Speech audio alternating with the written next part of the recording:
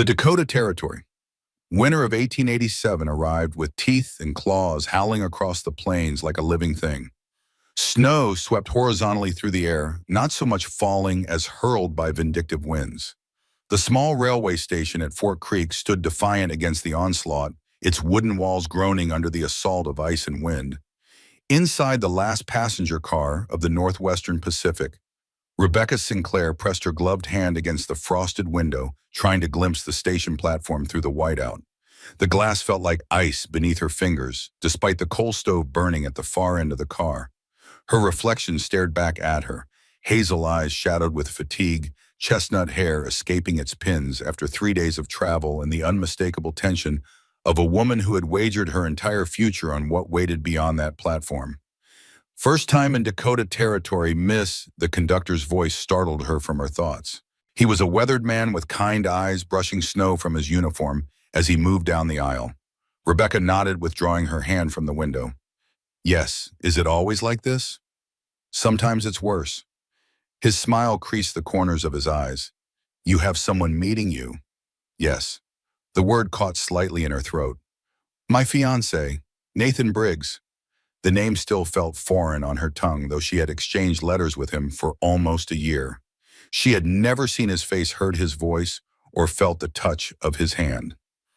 Yet in 3 days she would become his wife.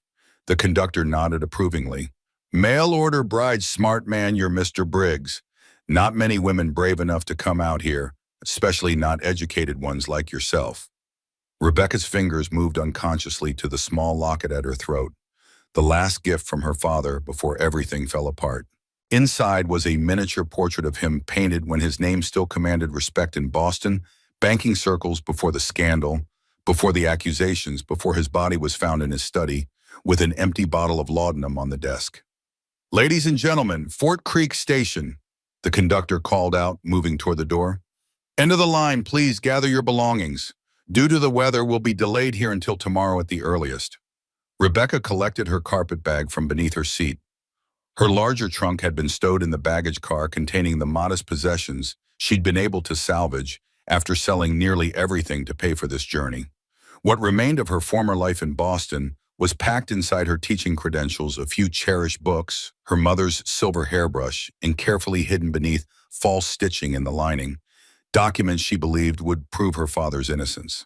The train lurched to a final stop with a hiss of steam and grinding of brakes. Outside, wind howled like banshees, and snow swirled in chaotic patterns. The few passengers in her car, mostly men in heavy coats and worn boots, began to rise, collecting bags and adjusting scarves against the coming cold. Rebecca stood steadying herself against the seat as the train settled on its tracks.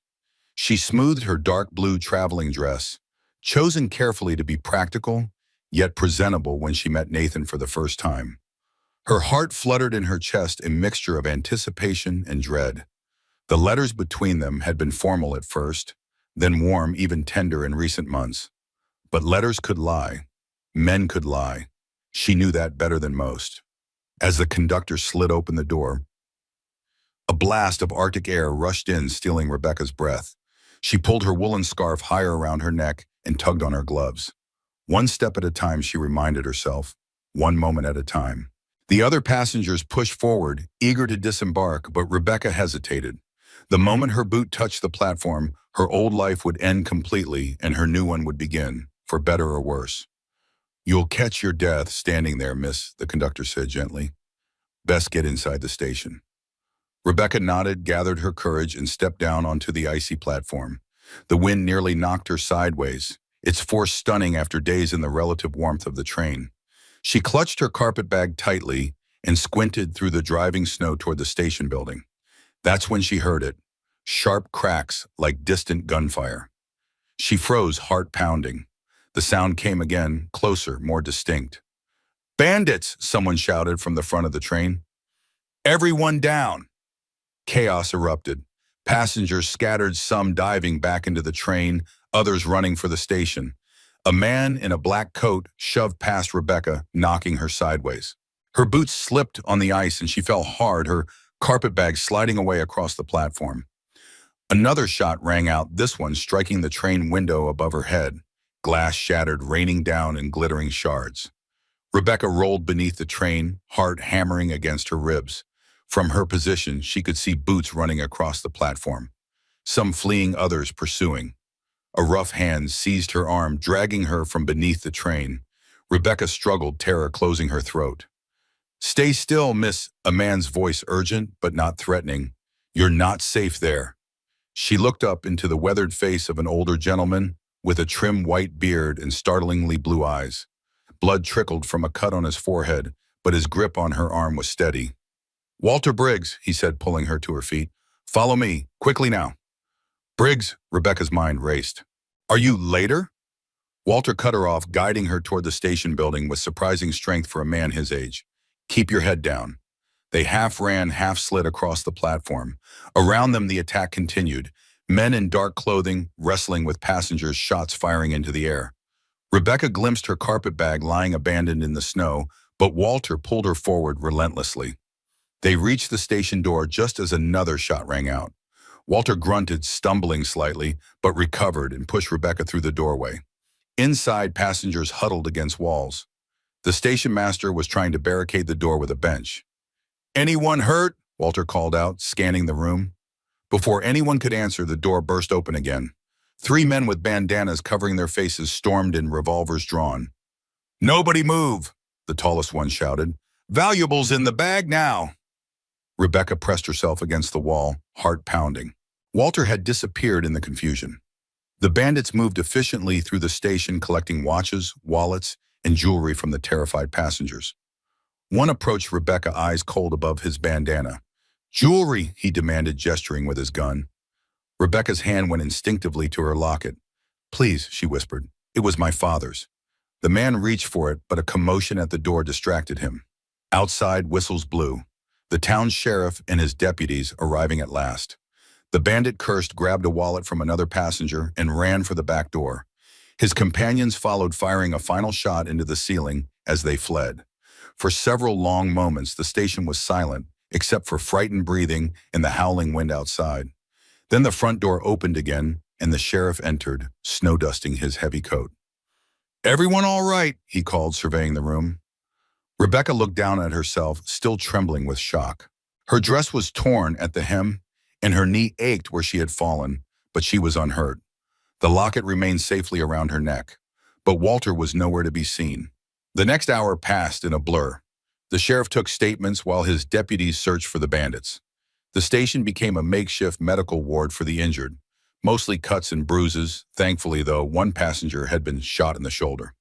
Rebecca sat on a bench, clutching a cup of weak tea provided by the station master's wife, and watched the bustle around her. Her trunk, she learned, was safe in the baggage car, but her carpet bag remained missing, likely stolen in the chaos. It had contained her immediate necessities, a change of clothes, her toiletries, the letter from Nathan with instructions for their meeting. Without it, she felt even more adrift. As the afternoon darkened toward evening, the station slowly emptied. Those with destinations in Fort Creek departed for hotels or homes of relatives. Those continuing onward had to wait for the tracks to be cleared and the train examined for damage. Rebecca approached the station master, a harried man with ink-stained fingers. "Excuse me, sir. I'm to be met by Nathan Briggs. Has anyone asked for me?" The man frowned, consulting a ledger. "Briggs, no miss. No one's come asking for passengers. Could be the weather keeping him away." Rebecca nodded, though anxiety gnawed at her stomach. "Are there rooms available in town?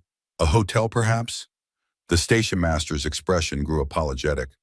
"Afraid not, miss. With the cattle auction this week, and now the train passengers, every bed in town is spoken for.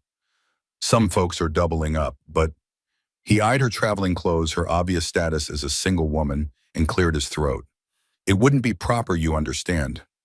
Rebecca's heart sank. "Is there anywhere I might stay until morning?" "Station's not heated overnight, miss. Too dangerous in this cold." He rubbed his chin thoughtfully. "There's a boarding house on Elm Street that might take you in. Mrs. Peavy runs it. She's strict but fair." With directions to the boarding house clutched in her hand, Rebecca retrieved her trunk, mercifully intact, and arranged for it to be delivered when she had secured lodging. Then, pulling her coat tight around her, she stepped out into the biting cold. The storm had not abated. If anything, it had strengthened the wind driving snow horizontally through the streets of Fort Creek. The town itself was larger than Rebecca had imagined. A proper settlement with wooden sidewalks, a main street lined with businesses and side streets filled with houses. But in the whiteout conditions with night falling, it seemed a maze of white and shadow. Rebecca leaned into the wind, following the station master's directions as best she could. Her knee throbbed where she had fallen and exhaustion dragged at her limbs. The boarding house, he'd said, was just 3 blocks east, then 2 north. A red door with a wrought iron lamp.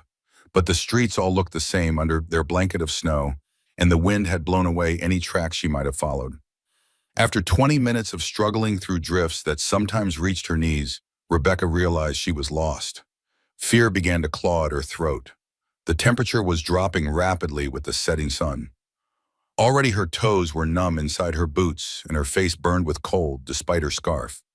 If she couldn't find shelter soon, a shape loomed suddenly before her. Not a building, but a person. No two people small and bundled against the cold. Children. "Are you lost, ma'am?" a girl's voice called over the wind. She couldn't have been more than 10, her face nearly hidden by a woolen scarf, only determined blue eyes visible beneath a fur-lined cap. Rebecca nodded, too cold to feel embarrassment. "I'm looking for Mrs. Peavy's boarding house." The girl shook her head. "That's clear on the other side of town. You're going the wrong way." She studied Rebecca with a surprisingly adult assessment. "You're the lady from the train, aren't you? The one who was supposed to meet someone?" "Yes," Rebecca admitted. "How did you know?" The girl exchanged a look with her companion, a smaller child, a boy, perhaps 5 or 6, nearly buried in his oversized coat. Something unspoken passed between them. "You need a home," the girl said matter-of-factly, "and we need a mother." Rebecca blinked, certain she had misheard. "I beg your pardon. You look like you don't belong in the cold," the girl continued, "and we don't have a mama anymore." The little boy nodded solemnly, his small face pinched with cold. One of his boots was bound with twine where the leather had split, and his mittens were clearly hand-knit, unraveling at the fingertips. "Where are your parents?" Rebecca asked, alarmed to find children out alone in such weather. "Our pa's name is Gabriel Sullivan," the girl announced with pride. "He has a farm past the cottonwoods. He's looking for a wife, but he's busy today." Rebecca frowned. "I don't know him. I meant to meet Nathan Briggs." The girl crossed her arms. "Well, he isn't here. Is he? Pa's just not at the station." "We're here to fetch you." The boy's voice was barely audible over the wind. "It's real cold, miss. Our house has a fire." Rebecca glanced at their thin coats, their reddened ears and noses. The rational part of her mind warned against following strangers, even children. But another part, the part that had survived a year of disgrace in Boston, that had sold her belongings and traveled across the country on the promise of letters, recognized the simple truth: she needed shelter, and these children needed help. "Where is your house?" she asked finally. "Not far," the girl said, holding out a bare hand. "Past the big fence through the cottonwoods. We walk it all the time." Rebecca hesitated a moment longer, then placed her gloved hand in the girl's smaller one. Whatever waited at the Sullivan farm couldn't be worse than freezing to death in the streets of Fort Creek. "Show me the way," she said. The girl's face brightened. "I'm Charlotte. This is my brother Samuel." "Rebecca Sinclair," she replied. "Rebecca." Charlotte repeated, testing the name. "Pa will like that name." They led her off the main street, their small boots leaving shallow tracks in the fresh snow. The wind tugged at Rebecca's coat and hat, but ahead beyond the town's edge she could make out a stand of trees. Cottonwoods, she presumed, their branches ghostly white in the gathering darkness. The children moved with the confidence of those who knew their path by heart, even in a blizzard. Charlotte kept a firm grip on Rebecca's hand, occasionally pointing out hidden obstacles. A fallen branch, a deceptively deep drift. Samuel trudged alongside, occasionally looking up at Rebecca with curious eyes. "How far is it truly?" Rebecca asked after they had walked for nearly half an hour. The town was well behind them now, only isolated farmhouses visible through the curtain of snow. "Just past them trees," Charlotte assured her. "See that smoke? That's our chimney." Rebecca squinted through the snowfall. Sure enough, a thin ribbon of smoke rose into the gray sky, barely visible against the gathering dusk. The sight gave her renewed energy, and she quickened her pace. They reached a leaning fence, its boards gray with age and patched in places with rope. Beyond it sat a low-weathered house with smoke curling from its stone chimney. A barn stood nearby its roof, bearing the dull sheen of frost that never fully melted in the heart of winter. The front porch sagged slightly at one end, and the windows glowed with the warm light of lamps within. It was modest, even poor by Boston standards, but in that moment, it looked like salvation to Rebecca. Charlotte pushed the door open without knocking. A wave of blessed heat met Rebecca as she stepped inside, the sharp sting of cold air on her face, replaced by warmth that made her frozen cheeks tingle painfully. The scent of wood smoke hung in the room, mingled with the yeasty aroma of baking bread. The main room was simply furnished but tidy. A cast-iron stove glowed red in one corner, its heat radiating outward. A long table worn smooth by years of use dominated the center of the room, surrounded by mismatched chairs. Shelves lined one wall holding crockery jars and a few well-worn books. A handmade rug covered part of the plank floor, its pattern faded but still visible. Rebecca hesitated just past the threshold, stomping snow from her boots. The children bustled past her, shedding coats and scarves with practiced ease. "Pa," Charlotte called in. "We're back. We brought her, The sound of boots on packed snow drew Rebecca's attention to the doorway at the far side of the room. A man stepped in, brushing frost from his shoulders. He was tall, broad in the chest and shoulders from years of physical labor. His shirt sleeves were rolled to the forearms, despite the cold revealing strong, work-hardened arms. His face was weathered by sun and wind, with lines around his eyes that spoke of squinting into horizons.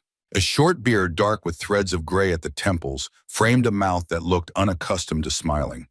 But it was his eyes that held Rebecca's attention. Gray as the winter, sky steady and deep, with a sorrow behind them that no amount of stoicism could fully conceal.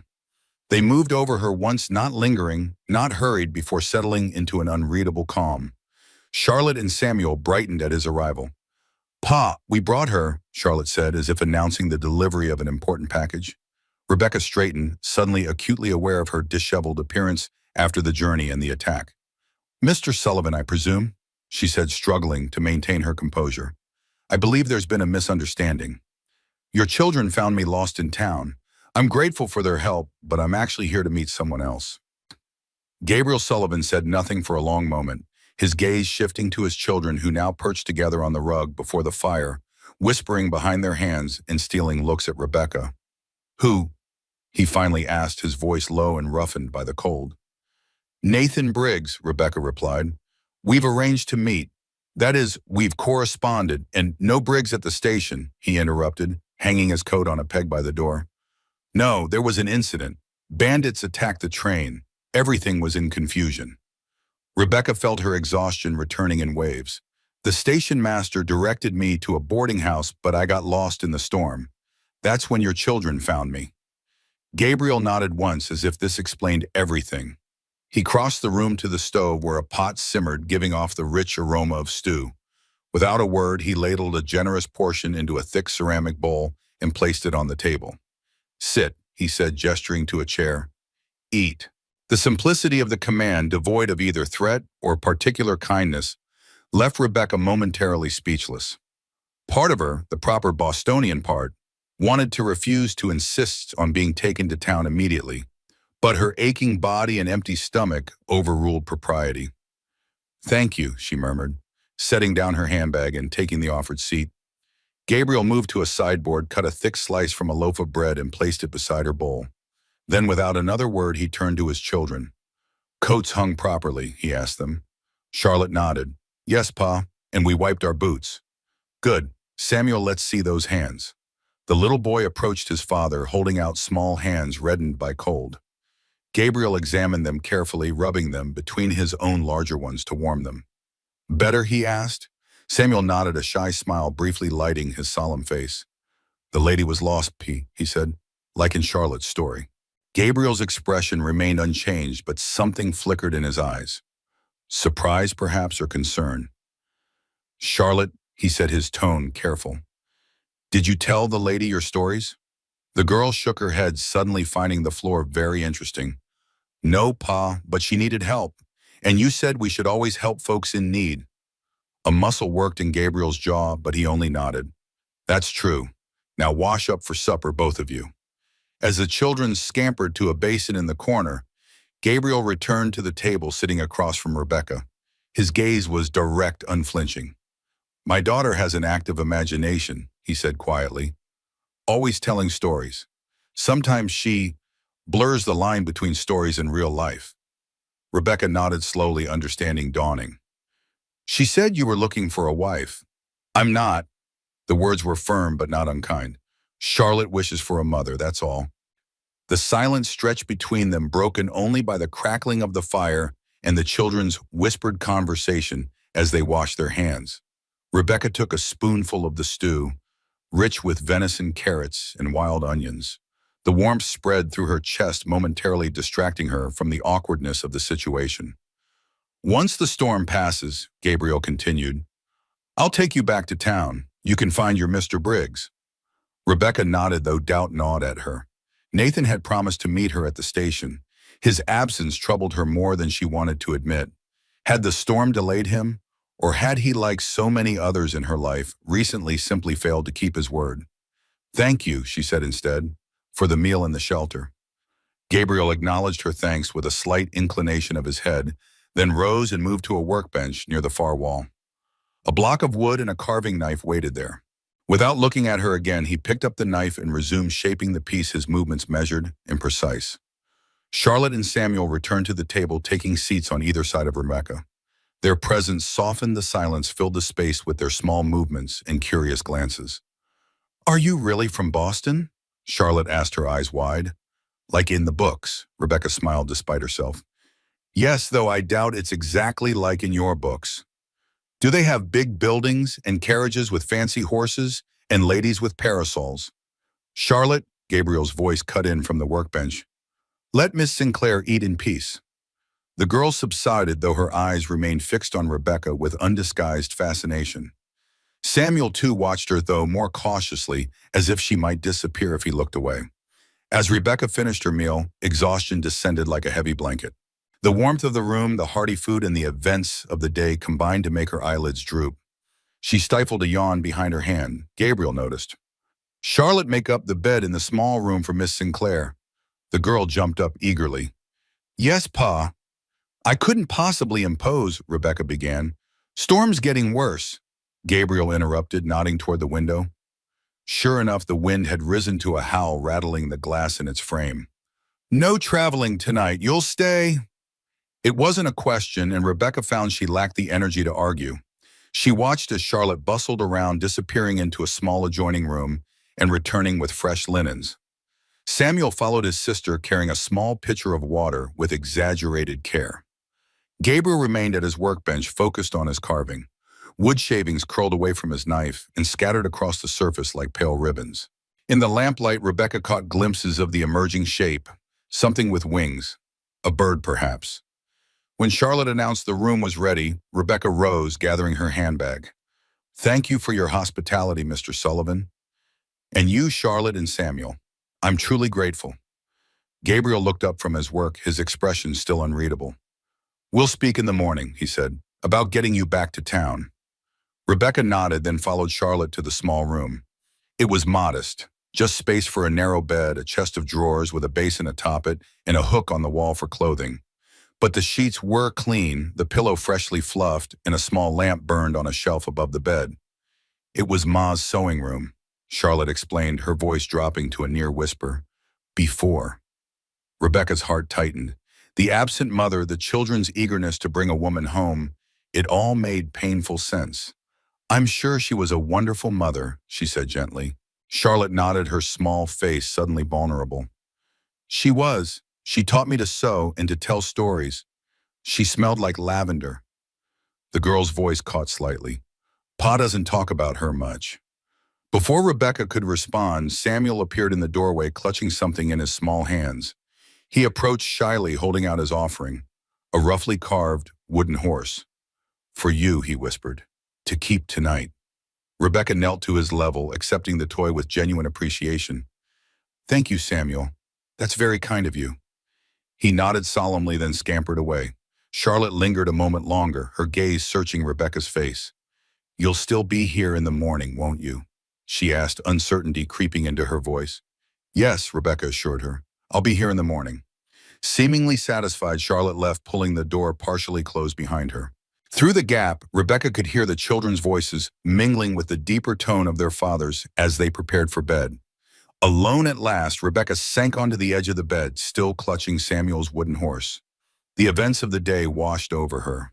The train journey, the bandit attack, the kind stranger named Walter, who had disappeared, the fruitless wait for Nathan, and now this unexpected shelter with the Sullivan family. She removed her boots and outer clothes, washing her face and hands in the cold water from the pitcher. The small mirror above the basin reflected a woman she hardly recognized, eyes shadowed with fatigue, hair falling loose around her shoulders, her complexion pale with cold and stress. What would Nathan think when he saw her, if he saw her? The doubt that had nibbled at the edges of her mind now gnawed more insistently. Why hadn't he been at the station? The blizzard was severe, yes, but if he truly wished to meet his bride, Rebecca pushed the thought away. There would be time enough for such worries tomorrow. For now, she was safe, warm, and had a bed for the night, more than she might have hoped for just hours ago. She slipped beneath the covers, extinguishing the lamp. In the darkness, the wind's howl seemed more distant, the cold kept at bay by the thick quilt and the home's sturdy walls. The wooden horse sat on the small table beside the bed, a silent guardian. Sleep came swiftly, pulling her down into exhausted oblivion. Her last conscious thought was of Gabriel Sullivan's eyes, not cold as she had first thought, but containing depths of emotion carefully banked, like a fire kept deliberately low. Rebecca woke to silence. After days of the train's constant motion and noise followed by the howling storm, the stillness was disorienting. For a moment she lay unmoving, trying to place herself. The unfamiliar ceiling above her, the narrow bed, the faint scent of lavender lingering in the pillow. Then memory returned. The Sullivan farm, the rescue in the storm. Pale winter light filtered through the small window, illuminating dust motes that danced in the still air. The storm had passed, leaving the world outside transformed. Rebecca rose and moved to the window. A landscape of pristine white stretched beyond the glass, the snow unbroken save for a narrow path that had been cleared from the house to the barn. She dressed quickly in the same travel-worn clothes from yesterday, lamenting the loss of her carpet bag with its change of clothing. Her hair she managed to pin up as best she could without a proper brush, using the small mirror to guide her efforts. The result was serviceable, if not what she would have chosen for meeting Nathan Briggs. Nathan. The thought of him brought a renewed surge of anxiety. Would he be searching for her in Fort Creek? Had he gone to the station yesterday, perhaps after she had already left? Or had he, like so many others, proven unreliable when it mattered most? The smell of coffee and frying bacon drew her from her thoughts. Rebecca smoothed her skirt, took a deep breath, and opened the door. The main room was bathed in morning light. Gabriel stood at the stove, his back to her, turning bacon in a cast-iron pan. Charlotte sat at the table mending what appeared to be a small shirt, her tongue caught between her teeth in concentration. Samuel knelt by the window, arranging wooden animals in some game of his own devising. It was Charlotte who noticed her first. "Good morning, Miss Rebecca," she called, setting aside her mending. "Did you sleep well? Pa made breakfast. He makes the best flapjacks in the territory, even better than Mrs. Thompson's, and she won a ribbon at the county fair." Gabriel turned spatula in hand. He had shaved, Rebecca noticed, and wore a clean shirt, though it was as plain and serviceable as yesterday's. "Morning," he said with a nod. "Coffee's hot." "Thank you," Rebecca replied, moving to the table. "And yes, Charlotte, I slept very well." Samuel abandoned his toys and came to stand beside her, his solemn face tilted up to study hers. "You kept my horse?" he asked quietly. Rebecca smiled. "I did. He watched over me all night. Thank you." The boy's face lit with pleasure, and he scampered back to his corner, apparently satisfied. Gabriel placed a mug of steaming coffee before her, then returned to the stove. The silence that followed was not uncomfortable, filled as it was with the domestic sounds of the morning. The sizzle of bacon, the clink of dishes, Charlotte's quiet humming as she resumed her mending. Rebecca cradled the mug between her palms, savoring the warmth and the rich aroma. It was good coffee, stronger than she was accustomed to in Boston parlors, but perfect for the frontier morning. "The storm's passed," Gabriel said, bringing plates to the table. "Roads should be clear enough by midday. I'll take you to town then." Rebecca nodded, though a strange reluctance tugged at her. The Sullivan home, for all its simplicity, had a warmth that went beyond the physical heat of its stove. The children's open curiosity, even Gabriel's quiet competence, created an atmosphere of not quite belonging, but acceptance. "You're very kind," she said. "I hate to impose further, but my trunk is still at the station. I have nothing but what I'm wearing." Gabriel studied her for a moment, then turned to Charlotte. "After breakfast, find something of your mother's for Miss Sinclair. The blue dress might do." Charlotte's eyes widened. "Ma's Sunday dress." A muscle worked in Gabriel's jaw. "She won't be needing it," he said, simply turning back to the stove. The meal that followed was simple but hearty: flapjacks golden and light bacon crisp, and more of the excellent coffee. Charlotte chattered throughout, peppering Rebecca with questions about Boston, about the train journey, about books she had read. Samuel ate quietly, occasionally offering a wooden animal for Rebecca's inspection. Gabriel said little, but Rebecca felt his attention like a physical presence. He watched his children with obvious love, his stern features softening when Samuel laughed or Charlotte made a particularly astute observation. Occasionally his gaze would move to Rebecca, assessing questioning before returning to his plate. After breakfast, Charlotte led Rebecca back to the small bedroom, where she presented a dress of faded blue cotton, simple in cut but well made. "Ma wore this to church and for special occasions," Charlotte explained, stroking the fabric reverently. "She made it herself. She was real good at sewing." Rebecca accepted the dress carefully. "Charlotte, are you certain your father wants me to wear this? It seems very personal." The girl nodded emphatically. "Pa doesn't say things he doesn't mean. And Ma would have wanted to help you. She was always helping folks." With Charlotte's assistance, Rebecca changed into the borrowed dress. It was a little large in the waist and a bit short at the ankle, but otherwise fit well enough. The fabric was soft with washing, the color flattering to her complexion. "You look pretty," Charlotte declared, standing back to admire the effect. "Like a real lady, even without fancy things." Rebecca smiled, touched by the child's earnestness. "Thank you, Charlotte. And thank you for the loan of the dress. I'll take very good care of it." When they returned to the main room, Gabriel was cleaning his rifle at the table, his movements methodical and practiced. He looked up as they entered, his expression unchanging, save for a slight widening of his eyes when he saw Rebecca in his late wife's dress. "It fits well enough," he said after a moment, returning his attention to the rifle. "We'll leave for town in an hour. I need to check the livestock first." He rose, reassembling the rifle with quick, efficient movements, then donned his coat and hat and stepped outside. Through the window, Rebecca watched him stride toward the barn, his figure dark against the snow. Charlotte moved to stand beside here. "Pa doesn't talk much," she said, as if sharing an important secret. "But he notices everything. And he's kind, even when he tries to look stern." Rebecca glanced down at the girl, struck by her perceptiveness. "You love your father very much, don't you?" "More than anything," Charlotte confirmed. "Except maybe Samuel. Pa takes care of us even when things are hard. And he never breaks a promise, not ever." There was a pointed quality to the girl's words that made Rebecca wonder if Charlotte was drawing a comparison to Rebecca's absent fiancé. But before she could pursue the thought, Samuel tugged at her skirt. "Miss Rebecca," he said, his voice barely above a whisper, "will you tell us a story? Charlotte always tells stories, but I want a new one." Rebecca smiled, kneeling to his level.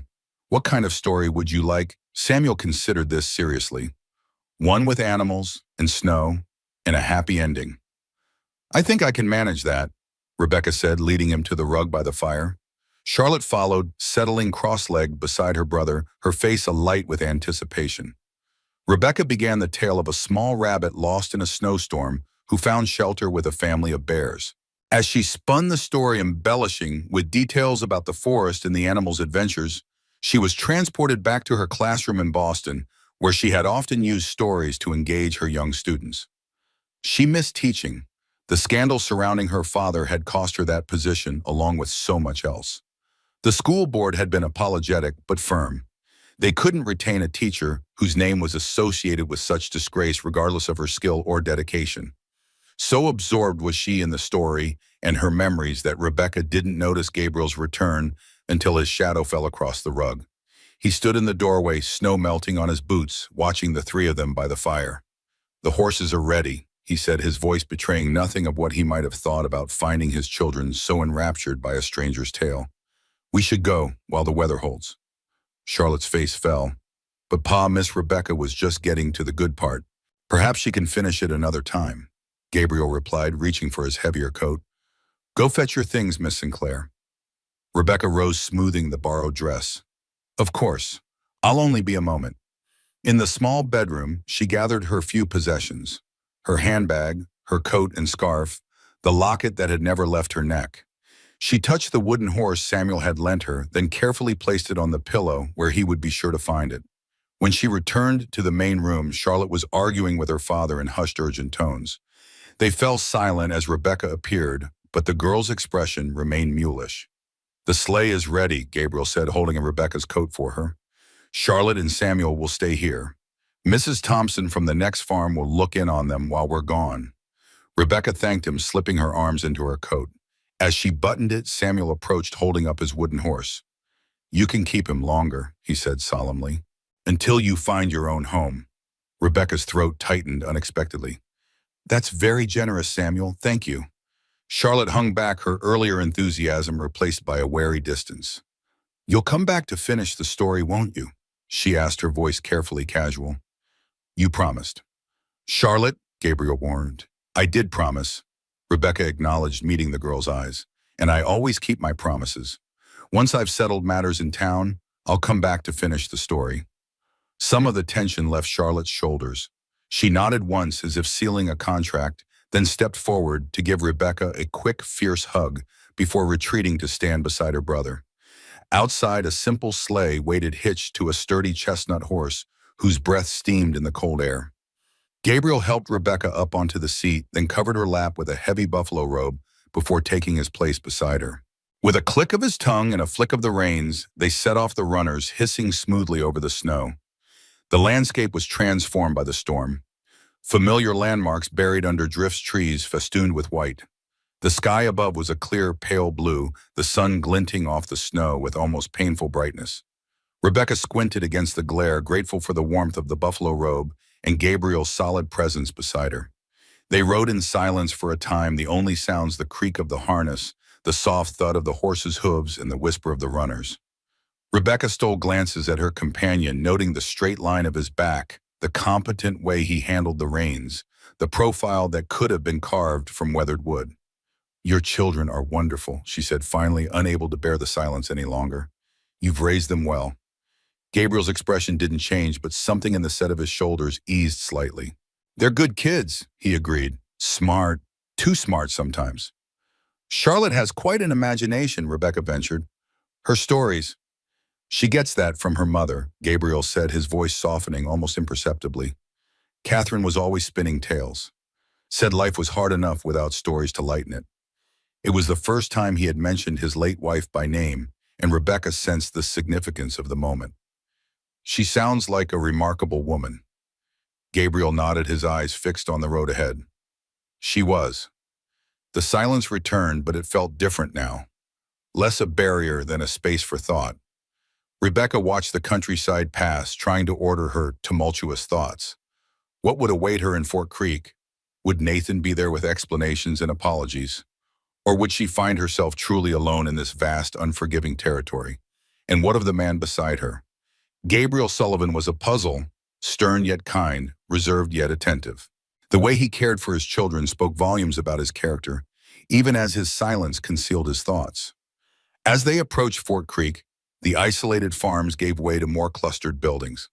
The main street had been partially cleared of snow, though drifts still hugged the boardwalks and alleyways. People moved about their business, bundled against the cold. Women carrying market baskets, men loading wagons, children throwing snowballs.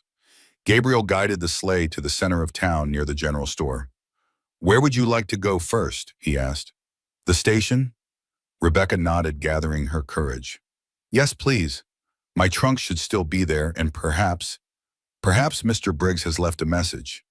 They proceeded to the station, where the station master confirmed that Rebecca's trunk was safe in the baggage room. Of Nathan Briggs, however, there was no sign, no message, no inquiry after a missing bride. Strange, the station master mused, scratching his beard. Briggs, you say? Don't recall anyone by that name asking about passengers. And in a town this size, especially in winter, a stranger would be noticed. Rebecca's heart sank. Had it all been a cruel joke?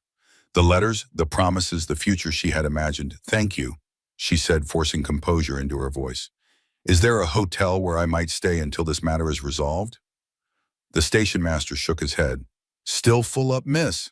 The cattle auctions brought folks from 3 counties.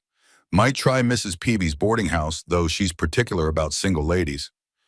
Gabriel, who had been silent throughout the exchange, stepped forward. Miss Sinclair's trunk, he said. We'll take it now. While the station master went to retrieve the trunk, Rebecca turned to Gabriel. You've been so kind, Mr. Sullivan, but I can't impose further. I'll find accommodations somehow. Gabriel studied her, his gray eyes unreadable. You made a promise to my children, he said finally, about finishing that story. Rebecca blinked, caught off guard. Yes, but Sullivan, a new voice interrupted, booming across the station. Didn't expect to see you in town. They turned to see a tall man approaching, expensively dressed in a fur-collared coat. His face was florid from cold or drink, his expression a practiced smile that didn't reach his eyes. Gabriel's posture stiffened. Pike, he acknowledged coldly. The man, Pike, stopped before them, his gaze moving assessingly over Rebecca. And who might this lovely lady be? Don't tell me you've finally decided to rejoin society, Sullivan. Miss Sinclair, Gabriel said, not answering the implied question. Rebecca, this is Harrison Pike. He owns the bank and several businesses in town. Pike swept off his hat, revealing thinning hair oiled flat to his scalp. Charmed, Miss Sinclair. New to our little community, are you? There was something in his manner that set Rebecca's nerves on edge, a calculating quality beneath the veneer of geniality. Yes, she replied simply. I arrived yesterday. On that ill-fated train, I presume terrible business with those bandits. I do hope you weren't too frightened. Before Rebecca could answer, the station master returned with her trunk. Gabriel immediately moved to load it onto the sleigh, effectively placing himself between Rebecca and Pike. If you'll excuse us, he said, not bothering with politeness. We have business to attend to. Pike's smile thinned. Of course. Always in a hurry, aren't you, Sullivan? But Miss Sinclair, should you need anything during your stay, anything at all, please don't hesitate to call on me. My home is the large one on Hill Street with the white columns. He tipped his hat again and strode away, leaving Rebecca with the distinct impression of having been measured for some purpose she couldn't fathom. Who was that man? She asked as Gabriel helped her back into the sleigh. Gabriel's expression was grim as he took up the reins. Trouble, he said simply. Best to steer clear of him. They drove next to the general store where Gabriel insisted on purchasing supplies while Rebecca waited in the sleigh. She watched the townspeople pass, wondering if Nathan might be among them. But no one approached, no one called her name. When Gabriel returned, his arms full of packages, she had made her decision. Mr. Sullivan, she said as he stowed the purchases beneath the seat. I would like to accept your hospitality for a few more days if the offer still stands. Just until I can locate Mr. Briggs or make other arrangements. Gabriel paused, studying her face. Whatever he saw there seemed to satisfy him, for he nodded once. The offer stands, he said, and the children will be glad. As they left Fort Creek behind, Rebecca gazed back at the bustling little town, trying to quell the sense of abandonment that threatened to overwhelm her. Nathan's absence felt like yet another betrayal in a long line of disappointments. Yet as the sleigh glided over the snow toward the Sullivan farm, with Gabriel's solid presence beside her, and the knowledge of Charlotte and Samuel waiting at home, Rebecca felt something unexpected. A small, fragile tendril of hope, like the first green shoot after a long winter. Home. The word echoed in her mind, surprising in its rightness. Not her home, not yet, perhaps not ever. But for now, for this moment, suspended between past and future, it was shelter against the storm. The late afternoon sun cast long blue shadows across the snow as they approached the Sullivan farm. Rebecca sat straight, anticipation replacing some of the day's disappointment as the familiar silhouette of the house came into view. Smoke rose from the chimney in a straight column undisturbed by wind, and warm light glowed from the windows. As the sleigh rounded the final bend in the road, the front door burst open. Charlotte and Samuel tumbled out onto the porch, waving excitedly. Beside her, Gabriel made a sound that might have been a suppressed chuckle. Told you they'd be watching, he said, guiding the horse to a stop before the house. The children bounded down the steps, heedless of the cold in their excitement. You came back, Charlotte exclaimed, her eyes bright, and you brought your trunk. Does that mean you're staying, Charlotte? Gabriel said, his tone a gentle warning as he helped Rebecca from the sleigh. For a few days, Rebecca told the girl, smiling despite her weariness. Your father has kindly offered to let me stay until I sort out my situation. Samuel tugged at her skirt. Did you bring my horse back? Did he keep you safe? Rebecca knelt to the boy's level, pulling the wooden toy from her pocket. He was the perfect guardian. Thank you for lending him to me.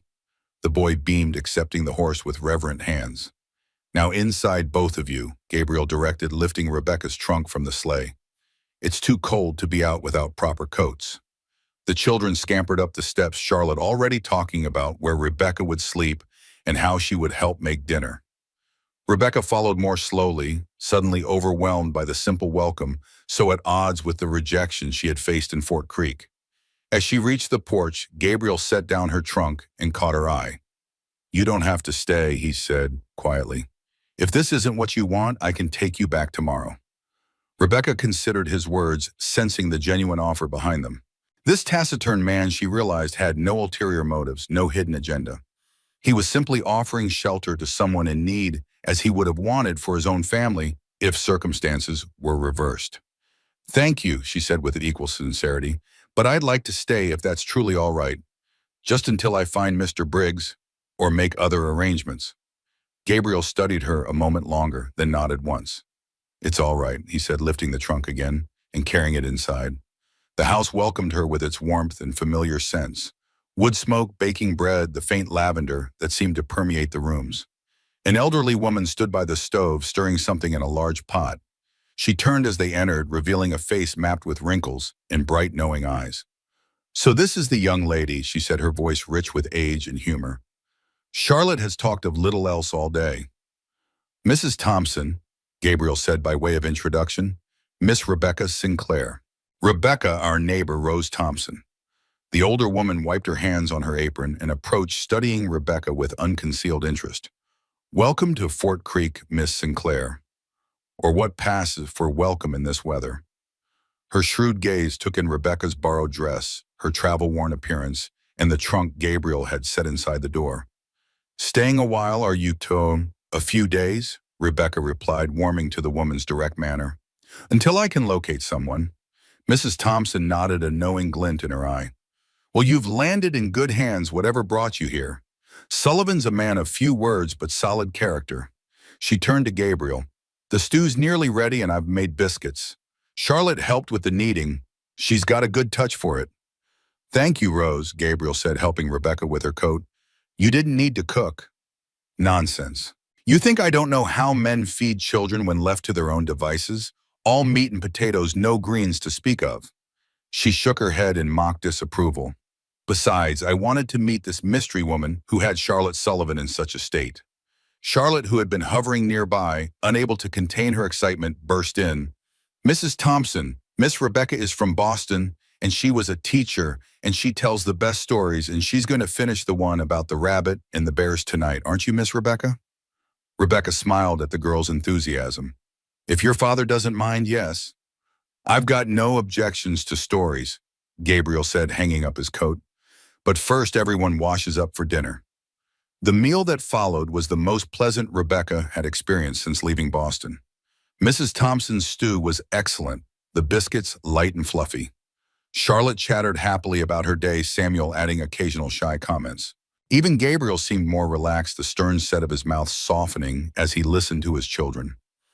Mrs. Thompson, Rebecca discovered, was a widow of some 15 years whose husband had been among the first settlers in the area. She lived alone in a small house on the neighboring property, but spent much of her time with the Sullivan family, especially since Catherine's death 3 years earlier. I've no children of my own, she explained as they cleared the table after dinner. So I've adopted these 2 rapscallions. She ruffled Samuel's hair affectionately. And their father, too, though he'd never admit to needing looking after. Gabriel, returning from bringing in more firewood, raised an eyebrow, but didn't contradict her. Rose knows everyone and everything in Fort Creek, he told Rebecca. If anyone can help you find your Mr. Briggs, it's her. Mrs. Thompson's eyes sharpened with interest. Briggs, that's who you're looking for. Rebecca nodded, hope flaring. Nathan Briggs. We've corresponded for nearly a year, and he was supposed to meet me at the station yesterday. The older woman's brow furrowed. Nathan Briggs, she repeated thoughtfully. The name sounds familiar, but I can't place it just now. My memory isn't what it used to be. Let me think on it overnight. Before Rebecca could press for more, Charlotte tugged at her hand. Story time now. Please, we've been waiting all day. With an apologetic glance at the adults, Rebecca allowed herself to be led to the rug before the fire, where Samuel was already arranging his wooden animals in anticipation. She settled beside them, smoothing the borrowed blue dress over her knees. Now where were we? She asked, though she remembered perfectly well.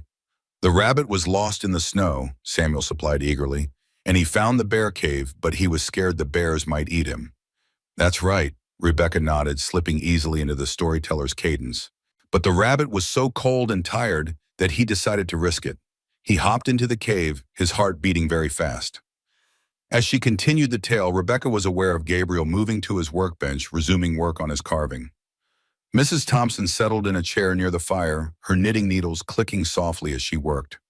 The scene was so domestic, so peaceful, that Rebecca felt a pang of longing. This was what she had hoped to find with Nathan. Not wealth or status, but this sense of belonging of home. The story concluded with the rabbit becoming part of the bear family, teaching them to hop, and they teaching him to fish. Samuel clapped his hands in delight at the happy ending, while Charlotte leaned against Rebecca's shoulder with a contented sigh. That was perfect, the girl murmured. Will you tell us another tomorrow night?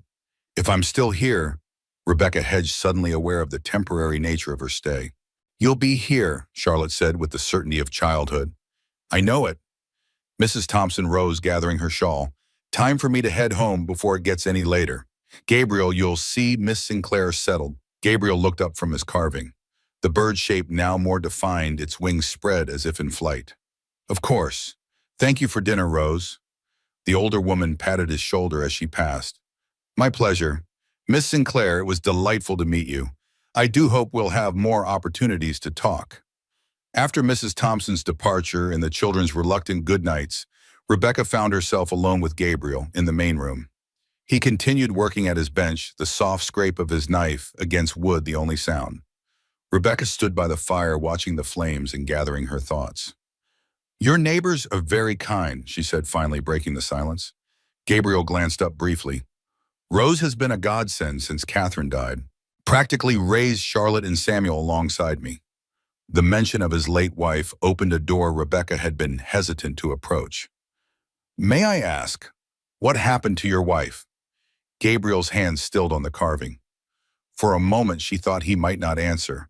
Then without looking up, he said, Illness, 3 winters ago. It was quick at least. Fever took her in less than a week. I'm so sorry, Rebecca said softly, hearing the grief still raw in his voice. Gabriel nodded once, acknowledging her sympathy but not inviting more. His knife resumed its steady rhythm against the wood. Rebecca moved to the window, gazing out at the night. Stars glittered in the black sky, harder and brighter than she had ever seen them in Boston. The moon cast blue shadows across the snow, transforming the familiar landscape into something ethereal and strange. From this vantage point, she could see the barn, the fence line, and beyond that, the dark mass of the cottonwood grove. Everything was still frozen in winter's grip. Yet there was life here, in the warm house behind her, in the steady hands of the man at the workbench, in the sleeping children down the hall. Mr. Sullivan, she said, turning from the window, I want to thank you, not just for the shelter, but for the kindness you have shown a stranger. Gabriel looked up, his gray eyes meeting hers directly. No one's truly a stranger in weather like this, he said simply. Only a neighbor you haven't met yet. The words delivered in his matter-of-fact tone touched Rebecca deeply. This, she realized, was the essence of frontier life, the recognition that survival depended on community, on extending help without question when it was needed. Still, she insisted, you didn't have to open your home to me, especially with your children. Gabriel set down his knife, giving her his full attention. Miss Sinclair, he said, you needed help. My children brought you here. In my experience, children often see things more clearly than adults. Maybe they saw something I didn't. He rose, crossing to the stove to bank the fire for the night. You'll stay in Catherine's sewing room again. I've had Charlotte make it up properly. Your trunk's already there. The abrupt change of subject was so typical of him that Rebecca almost smiled. Thank you, she said. Good night, Mr. Sullivan. As she turned toward the small room, Gabriel's voice stopped her. Rebecca, he said the first time he had used her given name. Whatever brought you to Dakota territory, whatever you're running from or toward, you're safe here. Remember that. Their eyes met across the room and something passed between them. Not quite understanding, but a recognition of shared experience. They were both in their ways survivors. I will, she promised, and slipped into the sewing room, closing the door softly behind her. In the privacy of the small space, Rebecca sat on the edge of the bed, overwhelmed by the day's events. Her trunk stood in the corner, a tangible reminder of her journey and its purpose. She had come to Dakota to marry Nathan Briggs to start a new life, far from the scandal and shame that had engulfed her in Boston. Instead, she found herself in the home of a widowed farmer and his children, with no sign of her intended husband. It should have felt like failure, like yet another setback in a year filled with them. But as she changed into her nightdress and slipped beneath the quilt, Rebecca realized that for the first time in months, she felt something like peace. Not happiness, not yet, but a quiet certainty that whatever happened next, she would face it with renewed strength. Outside her window, the moon sailed high above the snow-covered plains. In Boston, such light would be dimmed by street lamps and buildings. Here it illuminated everything with a silvery clarity that made even shadows seem less threatening. Rebecca closed her eyes, listening to the familiar creaks of the house settling for the night. From down the hall came the soft murmur of Gabriel's voice as he checked on his sleeping children, a rumble of comfort, of constancy. Sleep came swiftly, drawing her down into dreams of snow and wooden birds taking flight against an endless Dakota sky. Dawn broke with the particular stillness that follows a heavy snow. Rebecca woke to pale golden light filtering through the small window, illuminating dust motes that danced in the cold air. For a moment she lay motionless, savoring the cocoon of warmth beneath the quilt, listening to the quiet creaks and rustles of the Sullivan household stirring to life. 3 days had passed since her arrival with no word from Nathan Briggs. Each morning Gabriel had offered to take her back to town, and each morning Rebecca had found reasons to delay. The road still too treacherous, her borrowed dress needing mending, a promised story for the children not yet completed. Small excuses that masked a larger truth. She felt safe here, welcomed in a way she hadn't experienced since before her father's disgrace. The routine of the Sullivan farm had absorbed her with surprising ease. Mornings began before sunrise, with Gabriel building up the fire in the main room stove before heading out to tend the livestock. Rebecca would rise soon after, helping Charlotte prepare breakfast before the children left for the small schoolhouse 2 miles away. The days she spent assisting with household tasks, mending clothes, baking bread, preserving the last of the autumn's apples from the root cellar. In the afternoons, when the children returned, she helped with their lessons, discovering in Charlotte an eager mind that absorbed knowledge like dry earth taking rain, and in Samuel a quieter intelligence that revealed itself in unexpected moments of insight. Evenings were for stories, Rebecca's tales from books she had read, or taught Charlotte's imaginative narratives about woodland creatures and frontier adventures, and occasionally, when prompted by his children, Gabriel's measured accounts of his travels before settling in Dakota territory. Through it all, Rebecca watched and listened, piecing together the story of this family that had so unexpectedly taken her in. Gabriel Sullivan had fought for the Union during the Civil War, she learned, not from him directly, but from Charlotte's proud mentions and the old uniform coat hanging in the back of the clothing press. After the war, he had worked on railroads pushing west, then as a logger in Minnesota before finally claiming this homestead 10 years ago. He had met Catherine in Fort Creek, where she taught at the one-room schoolhouse. Their courtship had been brief but sincere, resulting in a marriage that, by all accounts, had been happy, despite the hardships of frontier life. Charlotte had been born a year later, Samuel following 5 years after. What Rebecca couldn't determine, despite careful observation, was exactly how Catherine had died. Gabriel's mention of a fever seemed truthful but incomplete. Whenever the subject arose, Charlotte would grow uncharacteristically quiet, and Samuel would retreat to his corner with his wooden animals. Even Mrs. Thompson, who visited regularly and spoke freely on most subjects, grew evasive when Catherine's final days were mentioned. This morning, as Rebecca dressed in Catherine's blue dress, now altered slightly to better fit her frame, she resolved to delay no longer.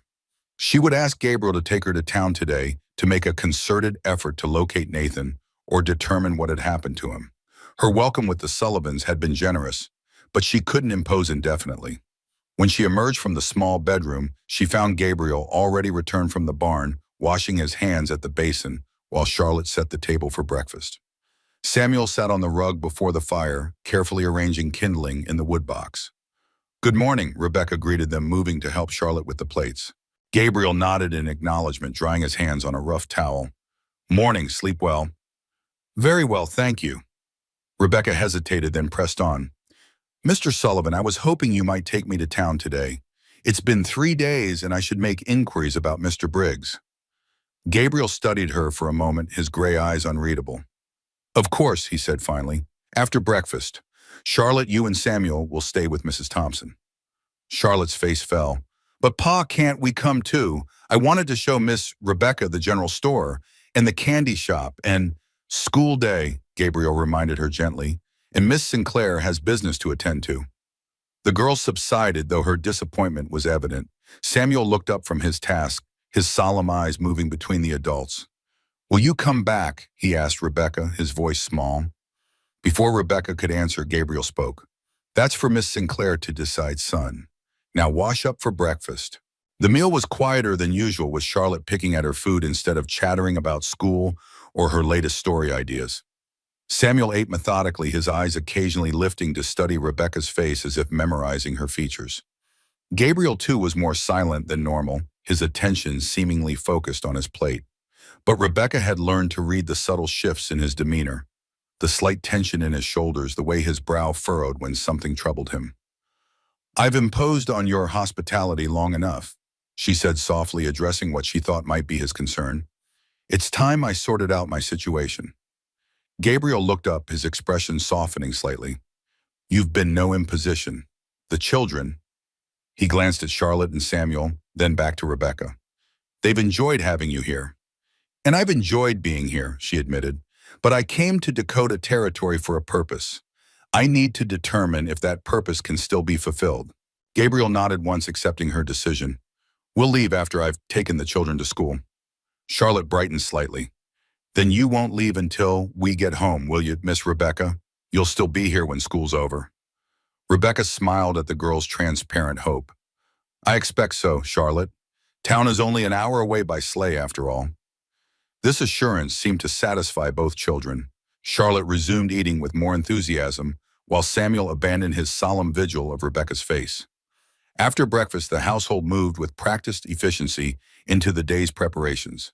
Charlotte and Samuel bundled into coats, scarves, and mittens for the cold journey to school.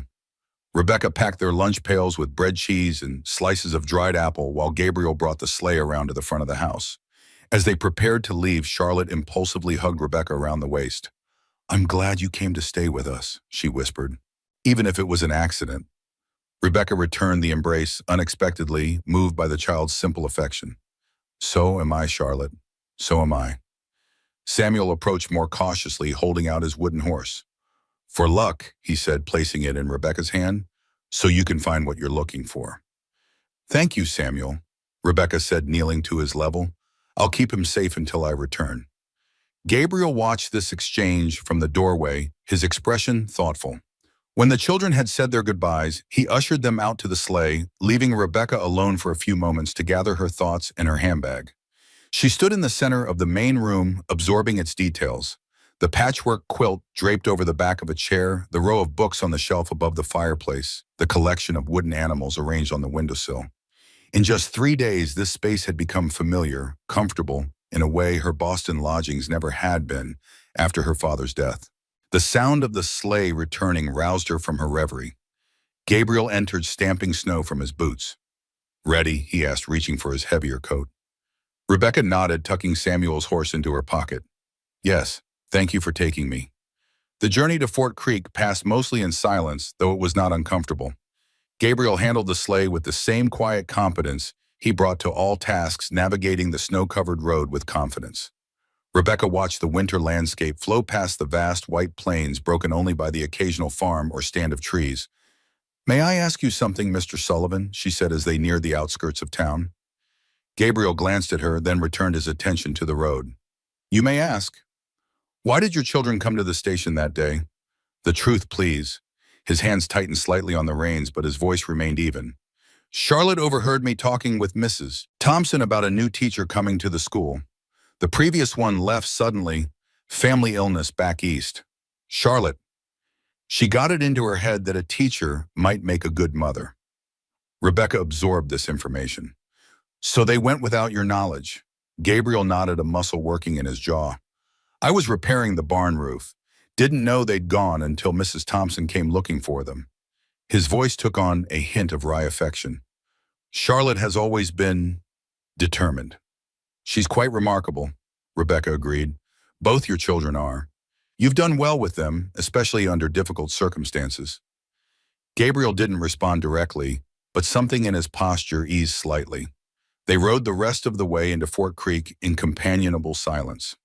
The town was bustling despite the cold, with wagons and sleighs moving along the main street and people hurrying between shops. Gabriel guided their sleigh to a hitching post near the general store. "Where would you like to start?" he asked as he helped Rebecca down. "The hotel, I think," she decided. "If Nathan arrived after I left the station, he might have taken a room there." The Fort Creek Hotel was a two-story clapboard building with pretensions to grandeur.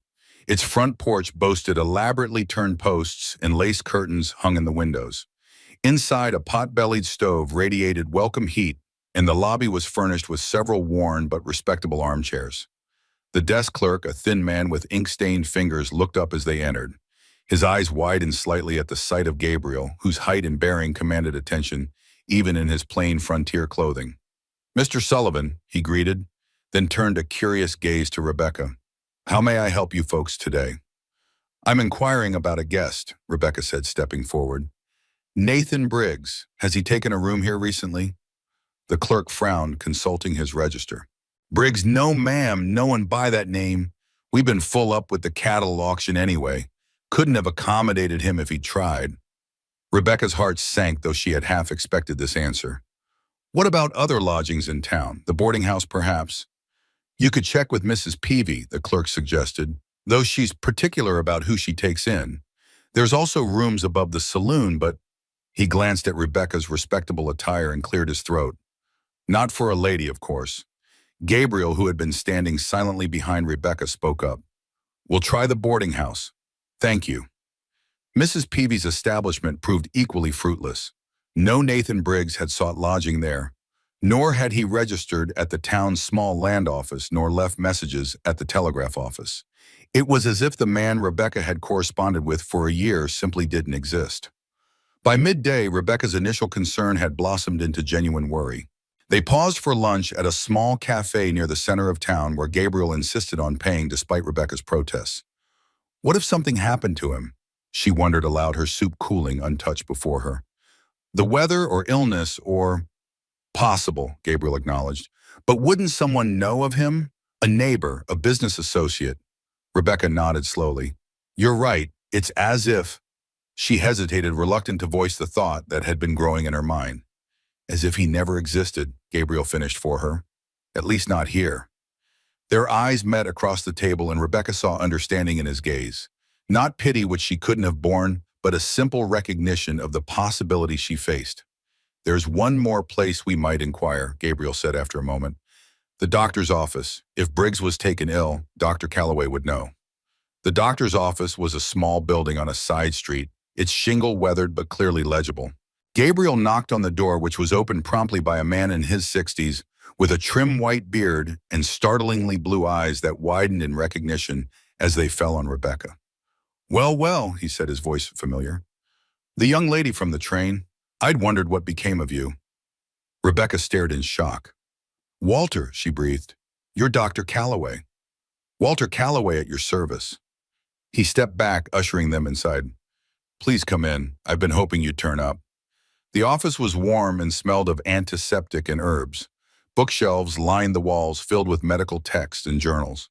A desk stood in one corner, its surface neat but crowded with papers and small bottles. You know each other? Gabriel asked, looking between Rebecca and the doctor. We met briefly during the train robbery, Rebecca explained. Mr. Calloway, Dr. Calloway, helped me to safety, but then he disappeared. Walter gestured to a pair of chairs. A patient needed immediate attention. Gunshot wound from the robbery. I couldn't delay. He studied Rebecca with professional concern. You seem to have landed on your feet, though. No injuries from your ordeal. None thanks to you, Rebecca assured him. But Dr. Calloway, we're here about another matter. I'm trying to locate a man named Nathan Briggs. We were to meet when I arrived, but there's been no sign of him. The doctor's expression changed subtly. A tightening around the eyes, a slight compression of his lips. He glanced at Gabriel, then back to Rebecca. Nathan Briggs, he repeated slowly. Yes, I knew him. Rebecca's heart leapt. Then he is real. Do you know where I might find him? Walter Calloway sighed, settling into his desk chair. Miss Sinclair, I'm afraid I have difficult news. Nathan Briggs is dead. He died 3 months ago in a fire at his cabin outside town. The words struck Rebecca like a physical blow. Dead, she echoed. But that's impossible. I received a letter from him just 2 weeks ago confirming our meeting. Walter and Gabriel exchanged a look that Rebecca couldn't interpret. I'm sorry, the doctor said gently. There's no mistake. I attended him myself, but his injuries were too severe. He lingered for a day, but there was nothing to be done. Rebecca's mind raced, trying to reconcile this information with her correspondence. Perhaps it's a different Nathan Briggs. The man I wrote to was about 35, formerly of Illinois. That was Nathan, Walter confirmed. My nephew, in fact. He came west after the war settled here about 5 years ago. Kept to himself, mostly had a small claim up near Eagle Creek. Your nephew, Rebecca's confusion deepened. But why didn't you say anything when we met on the train? Walter spread his hands. I didn't know who you were then, Miss Sinclair. It was only after when I heard about a young woman asking after Nathan that I began to wonder. Many things fell by the wayside after his death. I wasn't aware he'd been corresponding with anyone back east. Rebecca sat very still, absorbing this revelation. Nathan Briggs, the man whose letters had given her hope during the darkest period of her life, whose promises had brought her across the country, was dead.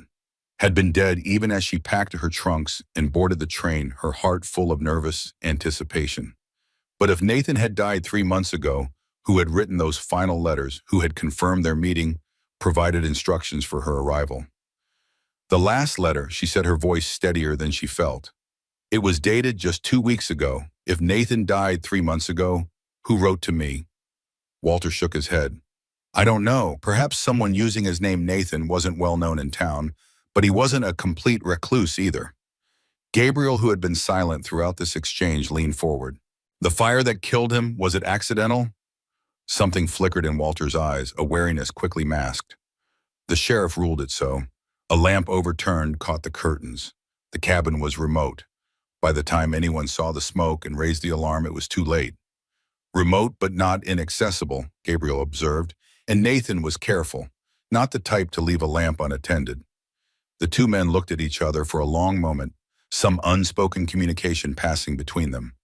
Rebecca, still reeling from the news of Nathan's death, sensed currents of meaning she couldn't fully grasp. You knew him, she said to Gabriel, suddenly understanding. You knew Nathan Briggs. Gabriel nodded slowly. We served together, not in the same company, but we crossed paths. After the war, we both ended up out here.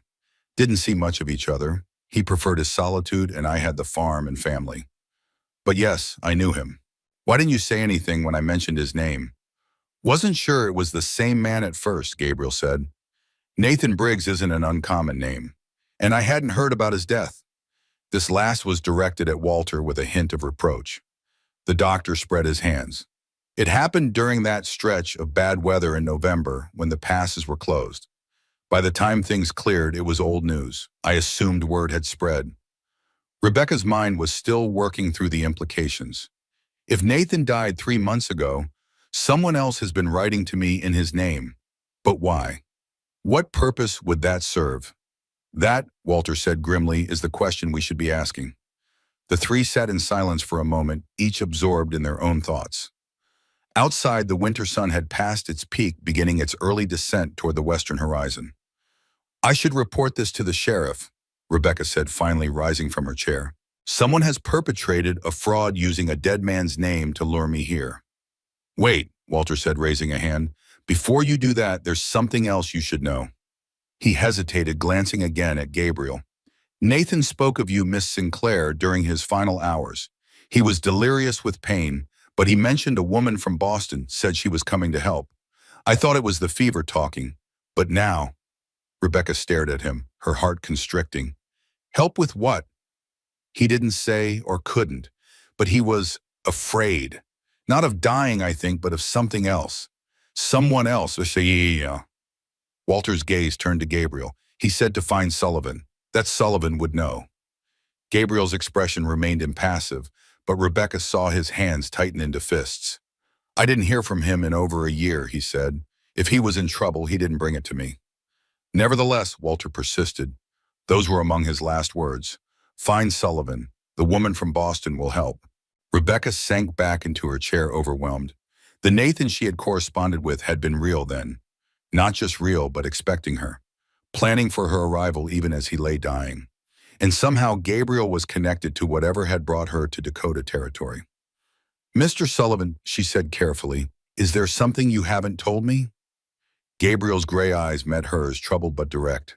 Many things, Miss Sinclair. As I imagine, there are many things you haven't told me. The statement wasn't accusatory, merely factual, and Rebecca found she couldn't deny it. She had been selective in what she shared about her past, her reasons for coming west. It seemed Gabriel had done the same. Perhaps, Walter suggested, breaking the tension, this is a conversation best continued in private. The walls in Fort Creek have ears, and some matters are best discussed away from town. Gabriel nodded, rising. We should go. The children will be home from school soon, and the days are short. Rebecca stood as well, her mind still churning with questions, but recognizing the wisdom in Walter's caution. Thank you, Dr. Calloway. You've given me much to think about. Call me Walter, please, the older man said, walking them to the door. And Miss Sinclair, be careful. Whoever wrote those letters wanted you here for a reason. Until we know what that reason is, trust few and speak little. Outside, the temperature had dropped noticeably, the late afternoon sun providing little warmth. Rebecca pulled her borrowed coat tighter as they walked back to where the sleigh was hitched. You'll stay with us tonight, Gabriel said, not a question, but a statement of fact. It's not safe for you to remain in town, not until we understand what's happening. Rebecca nodded, grateful for his directness. The revelation of Nathan's death had left her adrift, her carefully constructed plans now meaningless. The Sullivan farm at least offered a safe harbor while she regrouped. They rode in silence for the first mile, each absorbed in their thoughts. The landscape seemed different to Rebecca now, the beauty of the snow-covered plains tinged with a new awareness of hidden dangers. Did you know, she asked finally, about Nathan's death, I mean? Gabriel shook his head, his breath clouding in the cold air. No. I heard he'd moved from his original claim, but not about the fire. He glanced at her. I'm sorry. He was a good man. I never met him, Rebecca said softly. Not in person, only through his letters. She hesitated, then added, he wrote beautifully, thoughtfully, about books and ideas and building a life out here. He made me believe I could start fresh, leave the past behind. Gabriel was quiet for a moment. Nathan always had a way with words. More educated than most who came west after the war. He could have been many things, lawyer, teacher, but he chose this life instead. Why? Rebecca asked, genuinely curious. Gabriel's expression grew distant, remembering. Same reason many of us did. After what we saw, what we did, cities felt too crowded. Too many people, too many reminders. Out here a man can breathe, can try to forget. The simple honesty of his words moved Rebecca. This was the most Gabriel had ever spoken of his past, of his motivations. She sensed that whatever barriers existed between them had shifted, if not fallen completely. I came west to clear my father's name, she said, offering her own truth in exchange. He was a banker in Boston.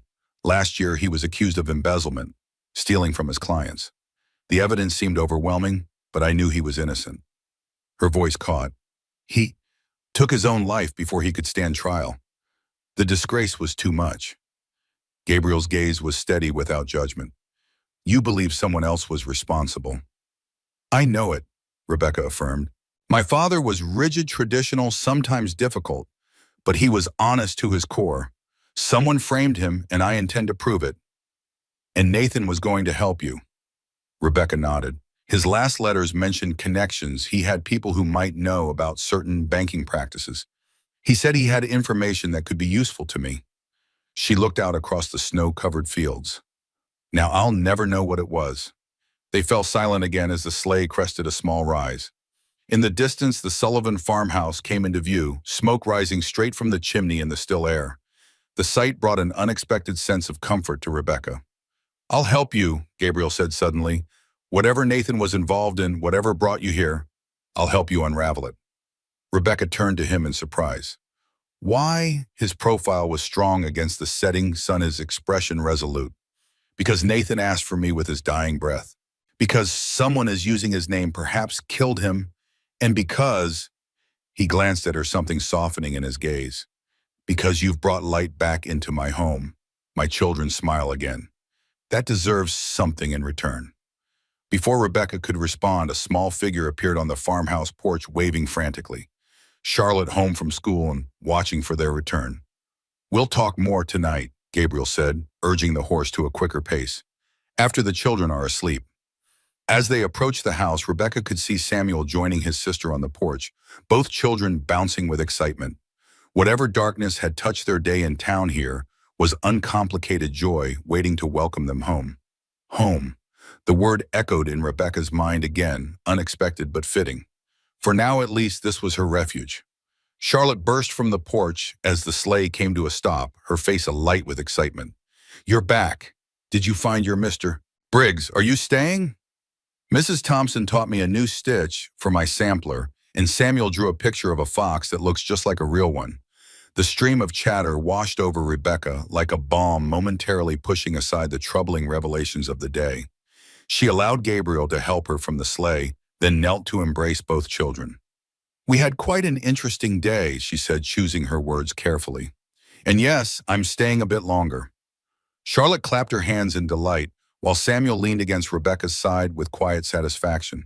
She met Gabriel's eyes over their heads, seeing in them the same protective resolve she felt. These children, so innocent and joyful, must be shielded from whatever darkness had claimed Nathan Briggs.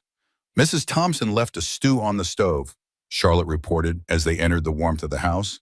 She said to tell you she'll be by tomorrow to hear all about your trip to town. Gabriel hung up their coats. Did you thank her properly?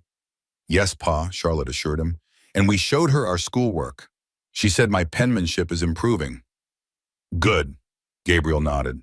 Now help Miss Sinclair set the table while I tend to the horse. As he went back outside, Rebecca moved with Charlotte to prepare for dinner, grateful for the simple, familiar task. Samuel trailed after them, retrieving his wooden animals from the shelf and arranging them carefully on the corner of the table, a ritual she had observed each evening. Did you find your friend in town? He asked, his voice soft but direct. Rebecca hesitated, unsure how much to share with a 5-year-old. Not exactly, Samuel, but I learned some important things. He nodded as if this confirmed some private thought. Sometimes people get lost, he said matter-of-factly. Like in the snow. But you found us, so maybe you can find your friend too. The childish wisdom struck Rebecca deeply. Perhaps you're right, she said, smoothing his hair. Sometimes being lost is just the first step to being found. Charlotte, arranging plates on the table, looked up sharply. Is that from a story, Miss Rebecca? It sounds like it should be in a story. Not yet, Rebecca smiled, but maybe it will be someday. The evening meal was filled with the children's accounts of their school day. Charlotte's progress with fractions, Samuel's drawing that the teacher had praised. Rebecca listened attentively, asking questions and offering encouragement, while Gabriel sat quietly, his presence solid and reassuring. After the dishes were cleared and the children had completed their evening chores, they gathered as usual by the fire. Rebecca told a new story, this one about a clever fox who outwitted hunters by creating false trails in the snow. Samuel listened with wide eyes, his wooden fox clutched tightly in his small hand. When it came time for bed, Charlotte surprised Rebecca by asking her rather than Gabriel to hear her prayers. Pa says you were a teacher, she explained. So you must know all the right words. Touched by the child's faith in her, Rebecca sat on the edge of Charlotte's bed, listening as the girl recited her simple prayer. At its conclusion, Charlotte added, "And please watch over Miss Rebecca and help her find what she's looking for and maybe let her stay with us forever, if that's what is supposed to happen. Amen." Rebecca's throat tightened. "That was a lovely prayer, Charlotte." The girl looked up at her earnestly. "Do you think God listens to children's prayers especially hard? Mrs. Thompson says he does." "I believe he listens to all sincere prayers," Rebecca said carefully, "especially those made with a loving heart like yours." Satisfied with this answer, Charlotte snuggled beneath her quilt. In the other small bed, Samuel was already drifting to sleep, his wooden animals arranged protectively around his pillow. Rebecca smoothed Charlotte's hair back from her forehead. "Sleep well, dear one. I'll see you in the morning." As she turned to leave, Charlotte caught her hand. "Miss Rebecca, I'm glad you didn't find your Mr. Briggs today. Is that wicked of me?" The innocent selfishness of the question brought a smile to Rebecca's lips. "No, Charlotte, it's very human. And between us, I'm not entirely sorry either." The girl's answering smile was luminous in the lamplight. Then her eyes grew heavy, and she released Rebecca's hand, turning onto her side with a contented sigh. In the main room, Gabriel sat at the table, a sheet of paper before him, writing with slow deliberation. He looked up as Rebecca entered, setting his pencil aside. "They're asleep?" he asked. Rebecca nodded, settling into the chair across from him. "Charlotte asked me to hear her prayers. She included a request that I might stay here permanently." A ghost of a smile touched Gabriel's lips. Charlotte has never been one to hide her feelings. "It's refreshing," Rebecca admitted, "after Boston, where everything important goes unsaid." Gabriel studied her for a moment, then pushed the paper toward her. "I've been making notes about Nathan, about what might have brought you here." Rebecca glanced at the page covered in Gabriel's neat, economical handwriting. "You believe his death wasn't an accident?" "I believe Nathan Briggs was too careful a man to die by an overturned lamp," Gabriel corrected. "And I believe in too few coincidences to think his death and your arrival are unconnected." Rebecca nodded slowly. "The letters I received after his death, they were different now that I think about it. More urgent, more specific about arrangements. I attributed it to excitement about our meeting, but someone wanted you here," Gabriel finished. "The question is who and why?" Rebecca reached into her handbag, withdrawing a small packet of letters tied with ribbon. "These are from Nathan. Perhaps there's something in them that might explain." Gabriel accepted the packet but didn't open it. "We should start at the beginning. How did you come to correspond with Nathan in the first place?" Rebecca folded her hands on the table, organizing her thoughts. "After my father's death, I was desperate. The scandal had cost me my teaching position, my home, my social standing. I saw an advertisement in a newspaper. Correspondence sought by gentlemen of means in Dakota Territory. I responded more out of despair than hope." And Nathan replied, "Yes, his first letters were formal proper. But as we continued writing, he shared more personal thoughts. His experiences during the war, his love of literature, his life here in Dakota. He seemed kind, thoughtful, someone who had known suffering but not been broken by it." Gabriel nodded, a flicker of recognition in his eyes. "That sounds like Nathan. In my last few letters, I confided in him about my father's situation. The accusations, my belief in his innocence. Nathan responded with interest, said he might have information that could help me clear my father's name." Rebecca's voice grew troubled. "That was when the letters changed, became more frequent, more insistent that I come as soon as possible." "When was this?" "About 3 months ago." Rebecca paused, realization dawning. "Around the time he died, according to Walter." Gabriel untied the ribbon, carefully spreading the letters on the table. "May I?" At Rebecca's nod, he began to examine them, comparing the handwriting on different pages. His expression grew increasingly troubled.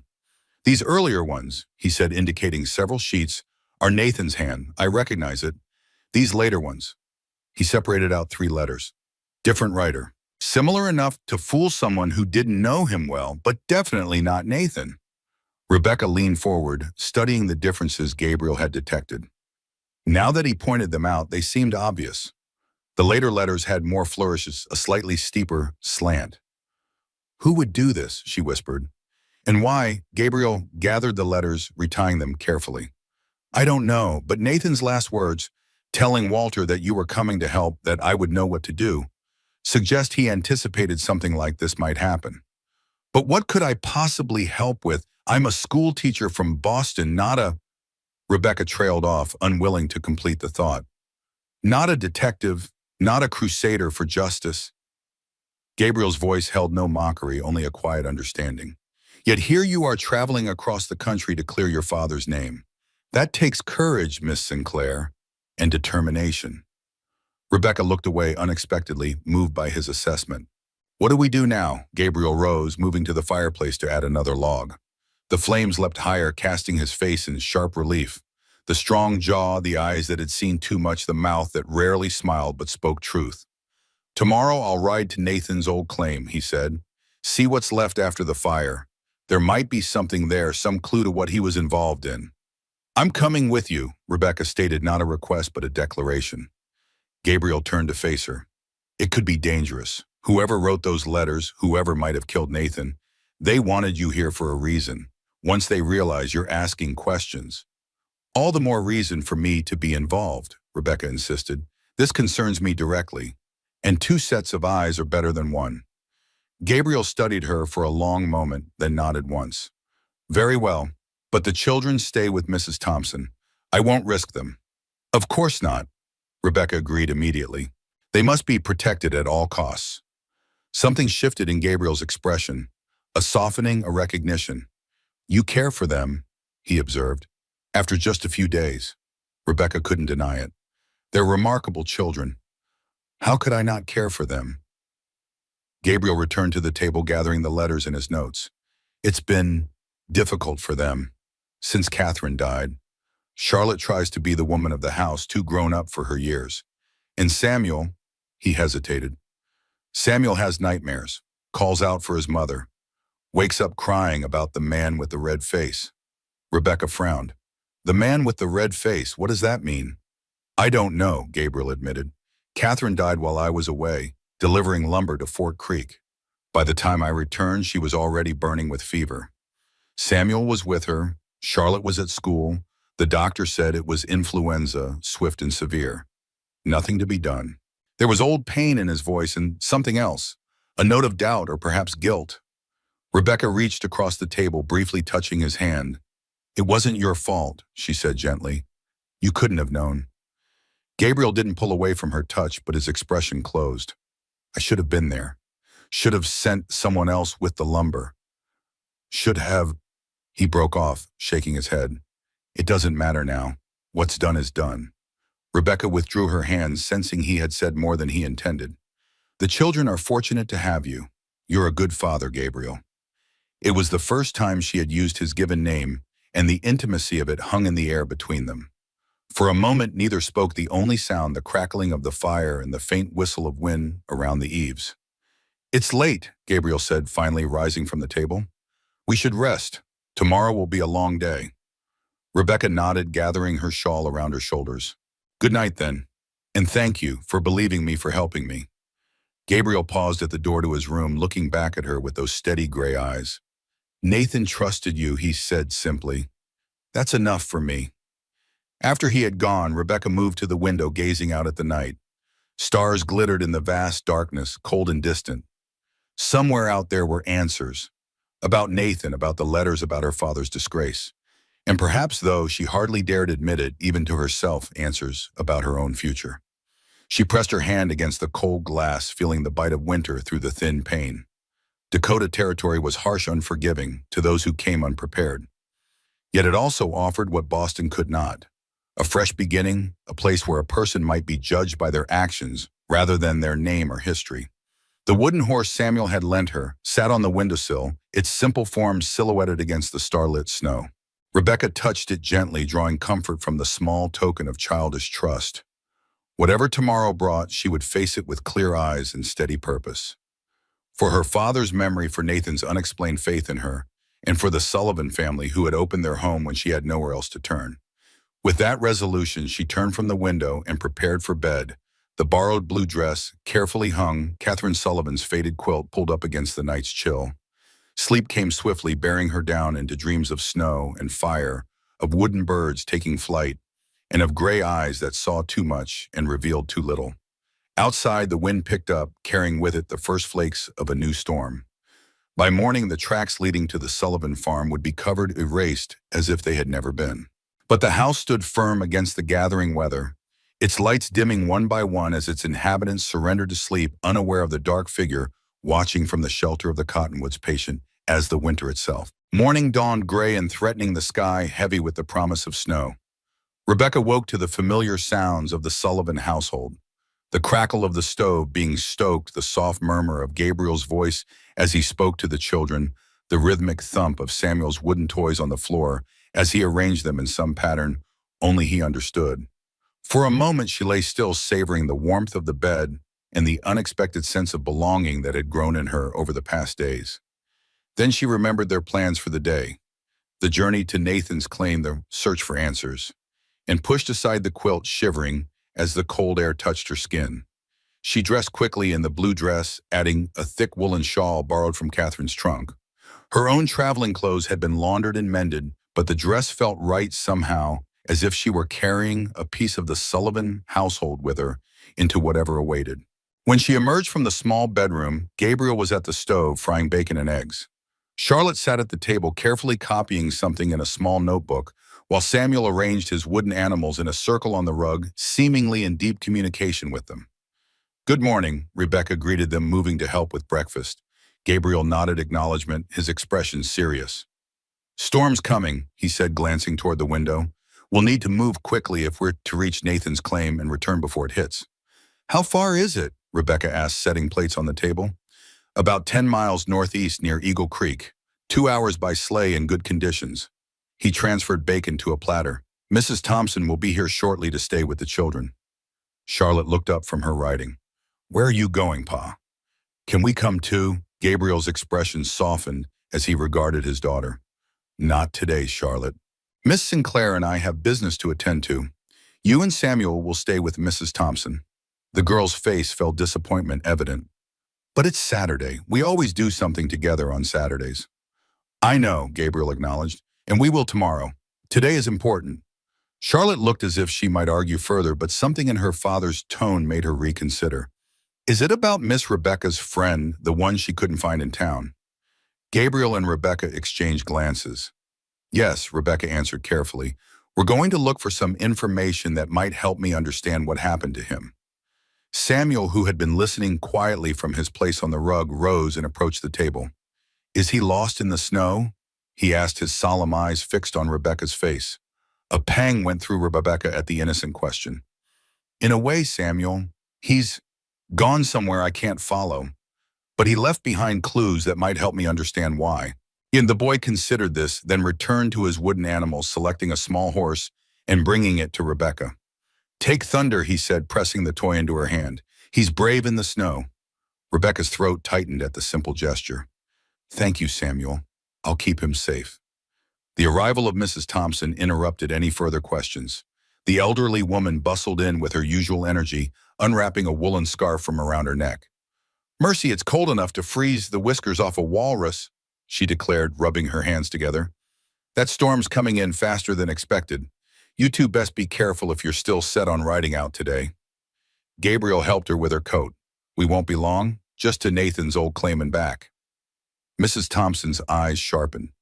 "Nathan Briggs, so it's true then. He's the one Miss Sinclair was looking for." "You knew him?" Rebecca asked, surprised. "Knew of him," Mrs. Thompson corrected. "Kept to himself mostly, but would bring herbs and such to sell in town now and then. Had a way with plants, that one." She glanced at Gabriel. "Heard he died in a fire some months back." Gabriel nodded. 3 months ago. We're hoping to find something at his claim that might explain who's been writing letters in his name." Mrs. Thompson's expression grew troubled. "Strange business, that. And dangerous, maybe. You watch yourselves out there." She turned to the children with forced brightness. "Now then, who's going to help me make those molasses cookies I promised?" Charlotte and Samuel were quickly drawn into Mrs. Thompson's culinary plans, their disappointment at being left behind temporarily forgotten. Gabriel used the distraction to motion Rebecca toward the door. "We should go," he said quietly. "The weather won't hold much longer."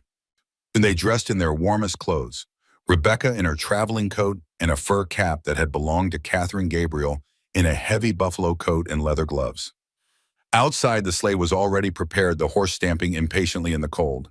As Gabriel helped Rebecca onto the seat, Mrs. Thompson appeared at the door, her expression grave. "One more thing," she called. "That banker Pike was asking about you in town yesterday afternoon. Wanted to know where you were staying, Miss Sinclair.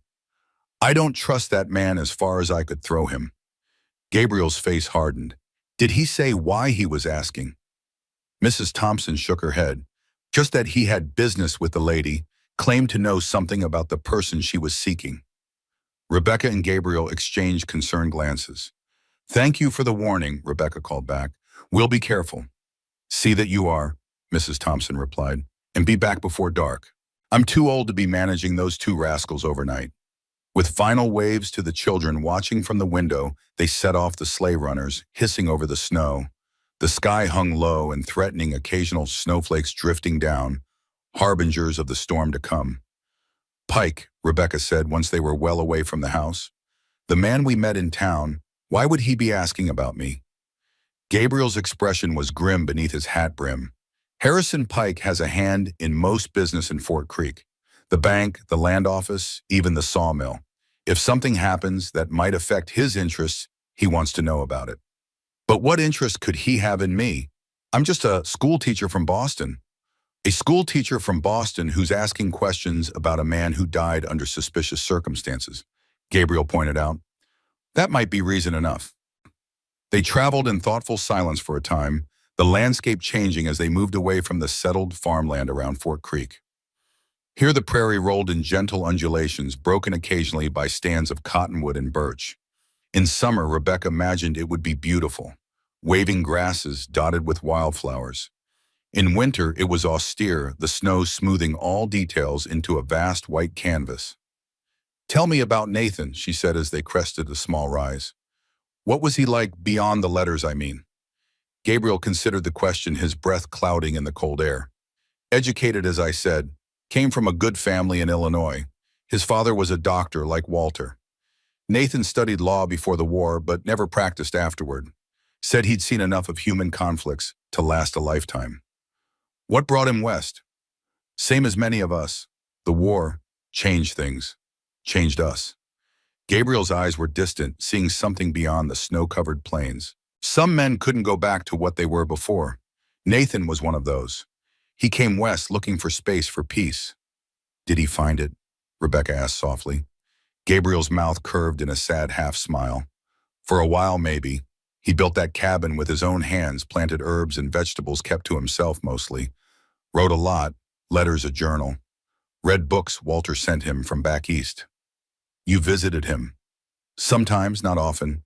He'd come by the farm occasionally, especially after Catherine died. Brought toys for the children." Gabriel nodded toward the wooden horse tucked in Rebecca's pocket. "He carved that horse for Samuel's 4th birthday." Rebecca touched the toy thoughtfully. "He sounds like a good man." "He was," Gabriel affirmed, "troubled by his memories like many of us, but decent, honorable. Not the sort of man to get involved in anything illegal," Rebecca suggested. Gabriel glanced at her sharply. "No, but he was curious, observant. If he saw something wrong, he wouldn't turn away." They fell silent again as the sleigh crossed a frozen creek, ice creaking beneath the runners. Beyond it, the land rose more steeply, dotted with pines that stood dark against the snow. "Nathan's claim is just beyond that ridge," Gabriel said, pointing. The cabin was built in a natural hollow sheltered from the wind. As they drew closer, Rebecca could see evidence of the fire, blackened timbers poking through the snow, like accusatory fingers, the twisted remains of a metal stove, a scorched chair lying on its side. The devastation was almost complete, the cabin reduced to a charred skeleton. Gabriel halted the sleigh at a respectful distance, tethering the horse to a pine tree. "Stay behind me," he instructed as he helped Rebecca down. "The structure isn't stable, and there could be nails or broken glass under the snow." They approached the ruins carefully. The snow had partially filled what remained of the cabin, but the outline was still visible, A simple rectangle, perhaps 20 feet by 15, with what appeared to have been a small porch facing south. It was a good cabin, Gabriel said quietly. Well built? Nathan took pride in it. Rebecca nodded, trying to imagine the place as it had been. A solitary but comfortable home for a man seeking peace after war. Now it was a grave marker of sorts, the site where Nathan Briggs had drawn his last painful breaths. What are we looking for? She asked, surveying the destruction. Gabriel scanned the ruins with a practiced eye. Anything that survived the fire. Nathan was methodical, would have kept important papers somewhere protected, and he was cautious, always prepared for trouble. You think he might have hidden something? Something related to the letters? Possible. Nathan wasn't a man who trusted easily, not after the war. If he had information someone might want, he wouldn't leave it in the open. They began to search carefully, Gabriel examining what remained of the cabin structure, while Rebecca explored the perimeter. The cold bit through her gloves, but she hardly noticed, intent on finding some clue, some explanation for the mystery that had brought her to Dakota territory. Near what had been the back of the cabin, Rebecca noticed an anomaly in the snow, a small depression that didn't match the natural contours. Kneeling, she brushed away the snow, revealing a flat stone partially hidden by debris. Gabriel, she called, there's something here. He joined her, quickly kneeling to examine her discovery. The stone was deliberately placed, she could see now, fitted too precisely to be accidental. Gabriel worked his fingers around the edges and lifted it, revealing a small hollow beneath. Inside was an oilskin packet, scorched at the edges, but largely intact. Gabriel removed it carefully, unwrapping the protective covering to reveal a leather-bound journal and several folded documents. Nathan's journal, he said, his voice tight with emotion. He always kept one. Rebecca leaned closer, her shoulder brushing against Gabriel's as they examined the find. The journal was water-stained and smoke-damaged, but most of the pages appeared readable. The documents were official-looking. Letters on bank stationery, financial records, and what appeared to be a deed or contract. We should take these back, Gabriel said, rewrapping them in the oilskin. Study them properly where it's warm and dry. As he secured the packet inside his coat, a sound caught Rebecca's attention. The faint crunch of snow under a boot coming from the ridge above the cabin site. She looked up sharply, just in time to see a dark figure silhouetted against the gray sky. Gabriel, she whispered urgently, someone's watching us. He followed her gaze, his body tensing as he spotted the figure. Back to the sleigh, he said quietly. Move naturally but quickly. They rose, brushing snow from their clothes as if merely concluding their search. The figure on the ridge remained motionless, watching. As they walked toward the sleigh, trying to appear unhurried, the observer disappeared from view. Who was that? Rebecca asked as Gabriel helped her into the sleigh. Don't know, he replied, untethering the horse with efficient movements. But I don't intend to wait and find out. They set off at a brisk pace, Gabriel frequently glancing back toward the ridge. The sky had darkened, further snow beginning to fall more steadily now. The wind was rising too, driving the flakes horizontally across their path. The storm's coming faster than I expected, Gabriel observed grimly. We need to take shelter before it hits in earnest. Is there somewhere nearby? Rebecca asked, pulling her coat tighter against the increasing cold. Gabriel nodded. An old line shack about 3 miles south, used by cattlemen in the summer. Basic but solid. Has a stove and firewood if we're lucky. The snow intensified as they traveled, visibility decreasing by the minute. Gabriel guided the horse with expert precision, following landmarks only he could distinguish in the whitening landscape. Rebecca huddled beside him, grateful for his knowledge of the territory. After what seemed an eternity of cold and blowing snow, a dark shape materialized before them. A small cabin, sturdy and weather-beaten, its single window glinting dully in the fading light. The line shack, Gabriel announced with evident relief. We'll wait out the worst of the storm here. He helped Rebecca from the sleigh, then quickly unhitched the horse and led it to a lean-to shelter attached to the cabin. Inside the shack was simple but sound. A single room with a cast-iron stove, a rough table with 2 chairs, and a narrow bunk built into one wall. Shelves held basic supplies, tins of food matches, lanterns, and as Gabriel had hoped, a good supply of split firewood. Not exactly the Palmer house in Chicago, he remarked, as he built a fire in the stove. But it will keep us alive.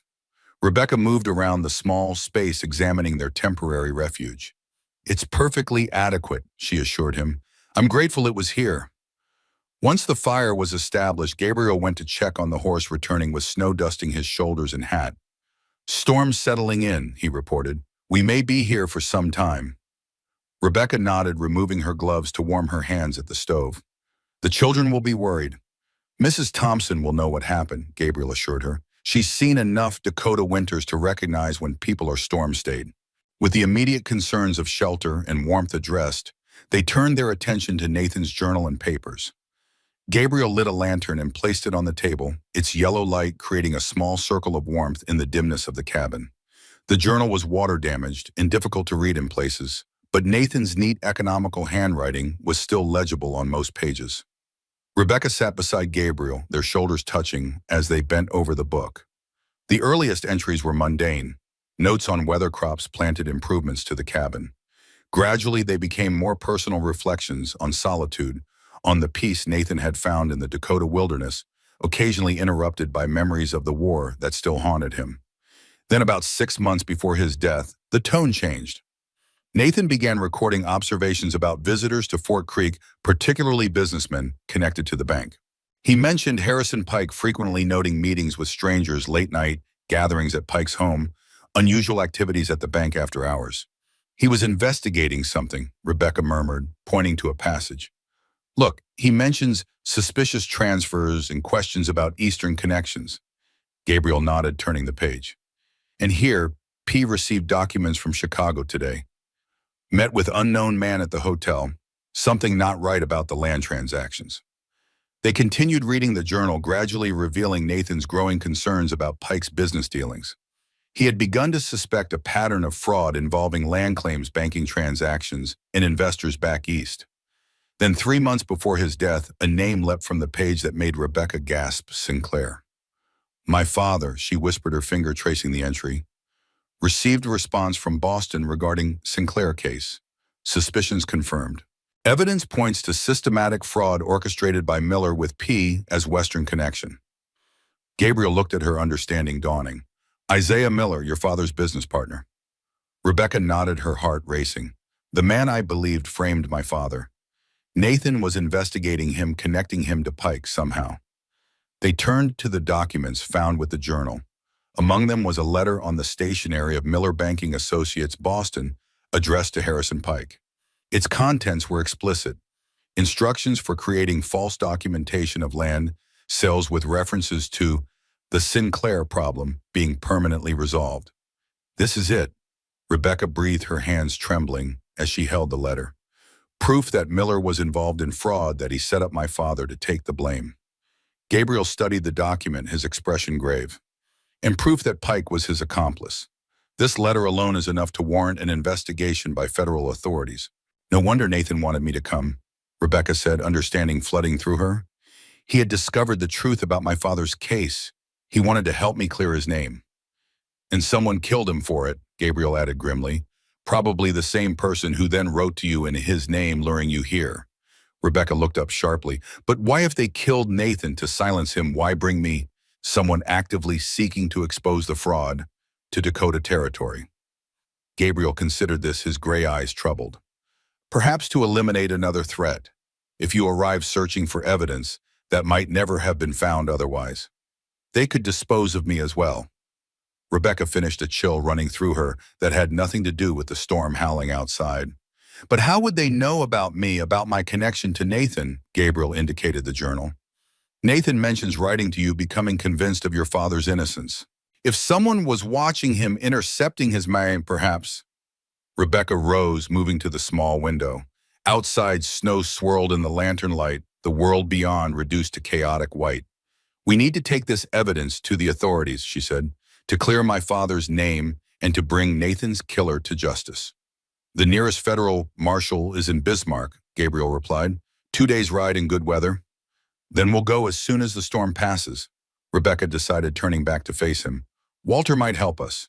Provide additional testimony about Nathan's death. Gabriel nodded, gathering the documents carefully. First, we need to survive the night and return to the farm. I won't risk leaving the children alone any longer than necessary. The mention of Charlotte and Samuel sobered Rebecca. In the excitement of discovering the evidence, she had momentarily forgotten the potential danger to them. You're right, of course. They must be protected. A sudden gust of wind rattled the cabin's single window, emphasizing the ferocity of the storm outside. Gabriel moved to add more wood to the stove, the firelight casting his face in sharp relief. The strong jaw, the thoughtful eyes, the mouth that rarely smiled but spoke truth. We should rest while we can, he said, straightening.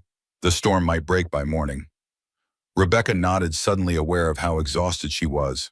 The emotional strain of the day's discoveries combined with the physical cold had drained her reserves. The cabin offered limited sleeping arrangements, just the single narrow bunk.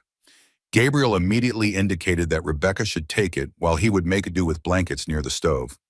I've slept in worse conditions, he assured her when she protested.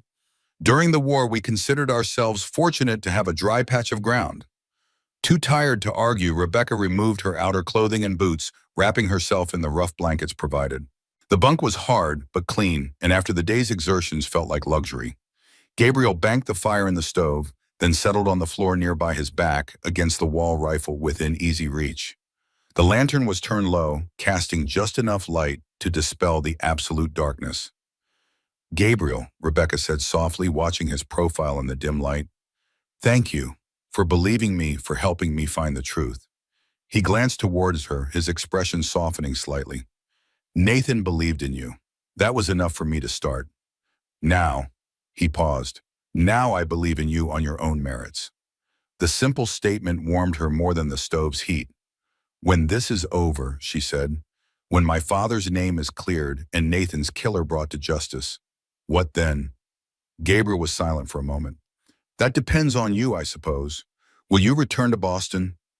The question hung in the air between them, laden with unspoken implications. Rebecca considered it seriously. A month ago, vindication and return to Boston had been her only goals.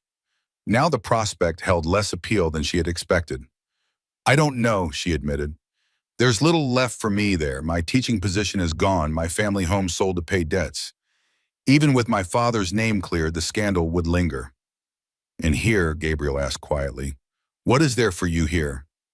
Rebecca's gaze met his across the dimly lit cabin. That depends, she said, echoing his earlier words, on what's offered. Something shifted in Gabriel's expression, a glimpse of vulnerability beneath the stoic exterior. Charlotte and Samuel have grown attached to you, he said carefully. They would be disappointed if you left. Only Charlotte and Samuel? Rebecca asked, her heart beating faster. Gabriel looked away toward the fire glowing through the stove's grate. I've been alone a long time, he said, his voice low, focused only on survival, on raising my children. I hadn't thought to feel. He trailed off, seemingly unable to articulate the emotions Rebecca could see so clearly in his face. She waited, giving him space to find his words. You've brought something back to our home, he continued finally, something that was missing. Light. Hope. The children smile more. Even I. A ghost of a smile touched his lips. Even I find myself looking forward to each day in a way I hadn't for years. Rebecca's throat tightened with emotion. Gabriel, she began, but he shook his head, stopping her. Not now, he said gently. Not here, with danger still around us and so much unresolved. When we're home, when the children are safe, and this business with Pike is settled, then we can speak of the future. Though part of her wanted to press the issue, to hear the words she sensed he was holding back, Rebecca recognized the wisdom in his restraint. There would be time later if they survived what was to come. Very well, she agreed. When we're home. Home. The word settled between them, its meaning evolving from a physical place to something more profound. A shared space, a shared life, a shared future. With that unspoken promise hanging in the air, Rebecca closed her eyes, allowing exhaustion to claim her. The last thing she saw before sleep took her was Gabriel's watchful form, solid and reassuring in the firelight. Outside, the storm raged on, but within the small cabin, a fragile peace had been established. A moment of calm before the confrontation that awaited them. Dawn broke with eerie silence, the storm having blown itself out during the night. Rebecca woke to find Gabriel already up tending the fire and preparing a simple breakfast from the supplies left in the line shack. The weather's cleared on, he reported. We can make it back to the farm if we leave soon. They ate quickly, eager to return to the children. The documents and journal were carefully wrapped and secured inside Gabriel's coat. Outside, the world had been transformed. Familiar landmarks buried under fresh snow trees bowed beneath white burdens, the landscape smoothed into gentle curves and hollows. Gabriel dug the sleigh out from its blanket of snow and readied the horse which had weathered the storm comfortably in the lean-to. Soon they were underway, the runners cutting fresh tracks across the pristine white expanse. The journey back was slower than their outward trip, the deep snow making progress difficult in places. They spoke little, each lost in thought about what they had discovered and what lay ahead. The weight of Nathan's journal and the incriminating documents seemed to press against them, a responsibility neither took lightly. As they neared the Sullivan farm, Rebecca felt a surge of anticipation at the thought of seeing Charlotte and Samuel again. In just a week, the children had worked their way into her heart, their open affection and trust a balm to her wounded spirit. The sight of smoke rising from the chimney was welcome, promising warmth and safety. As the sleigh approached, the front door burst open and the children tumbled out, waving excitedly. Mrs. Thompson appeared behind them, her lined face creased with relief. "Thank the Lord," she called as they drew nearer. "Was beginning to think we'd have to mount a rescue party." Gabriel brought the sleigh to a halt, helping Rebecca down before lifting Charlotte and Samuel in a brief, fierce embrace. "We took shelter in the line shack," he explained. "The storm came in faster than expected." Mrs. Thompson nodded knowingly. "Always does this time of year. Come inside now, all of you. I've got stew on the stove and bread in the oven."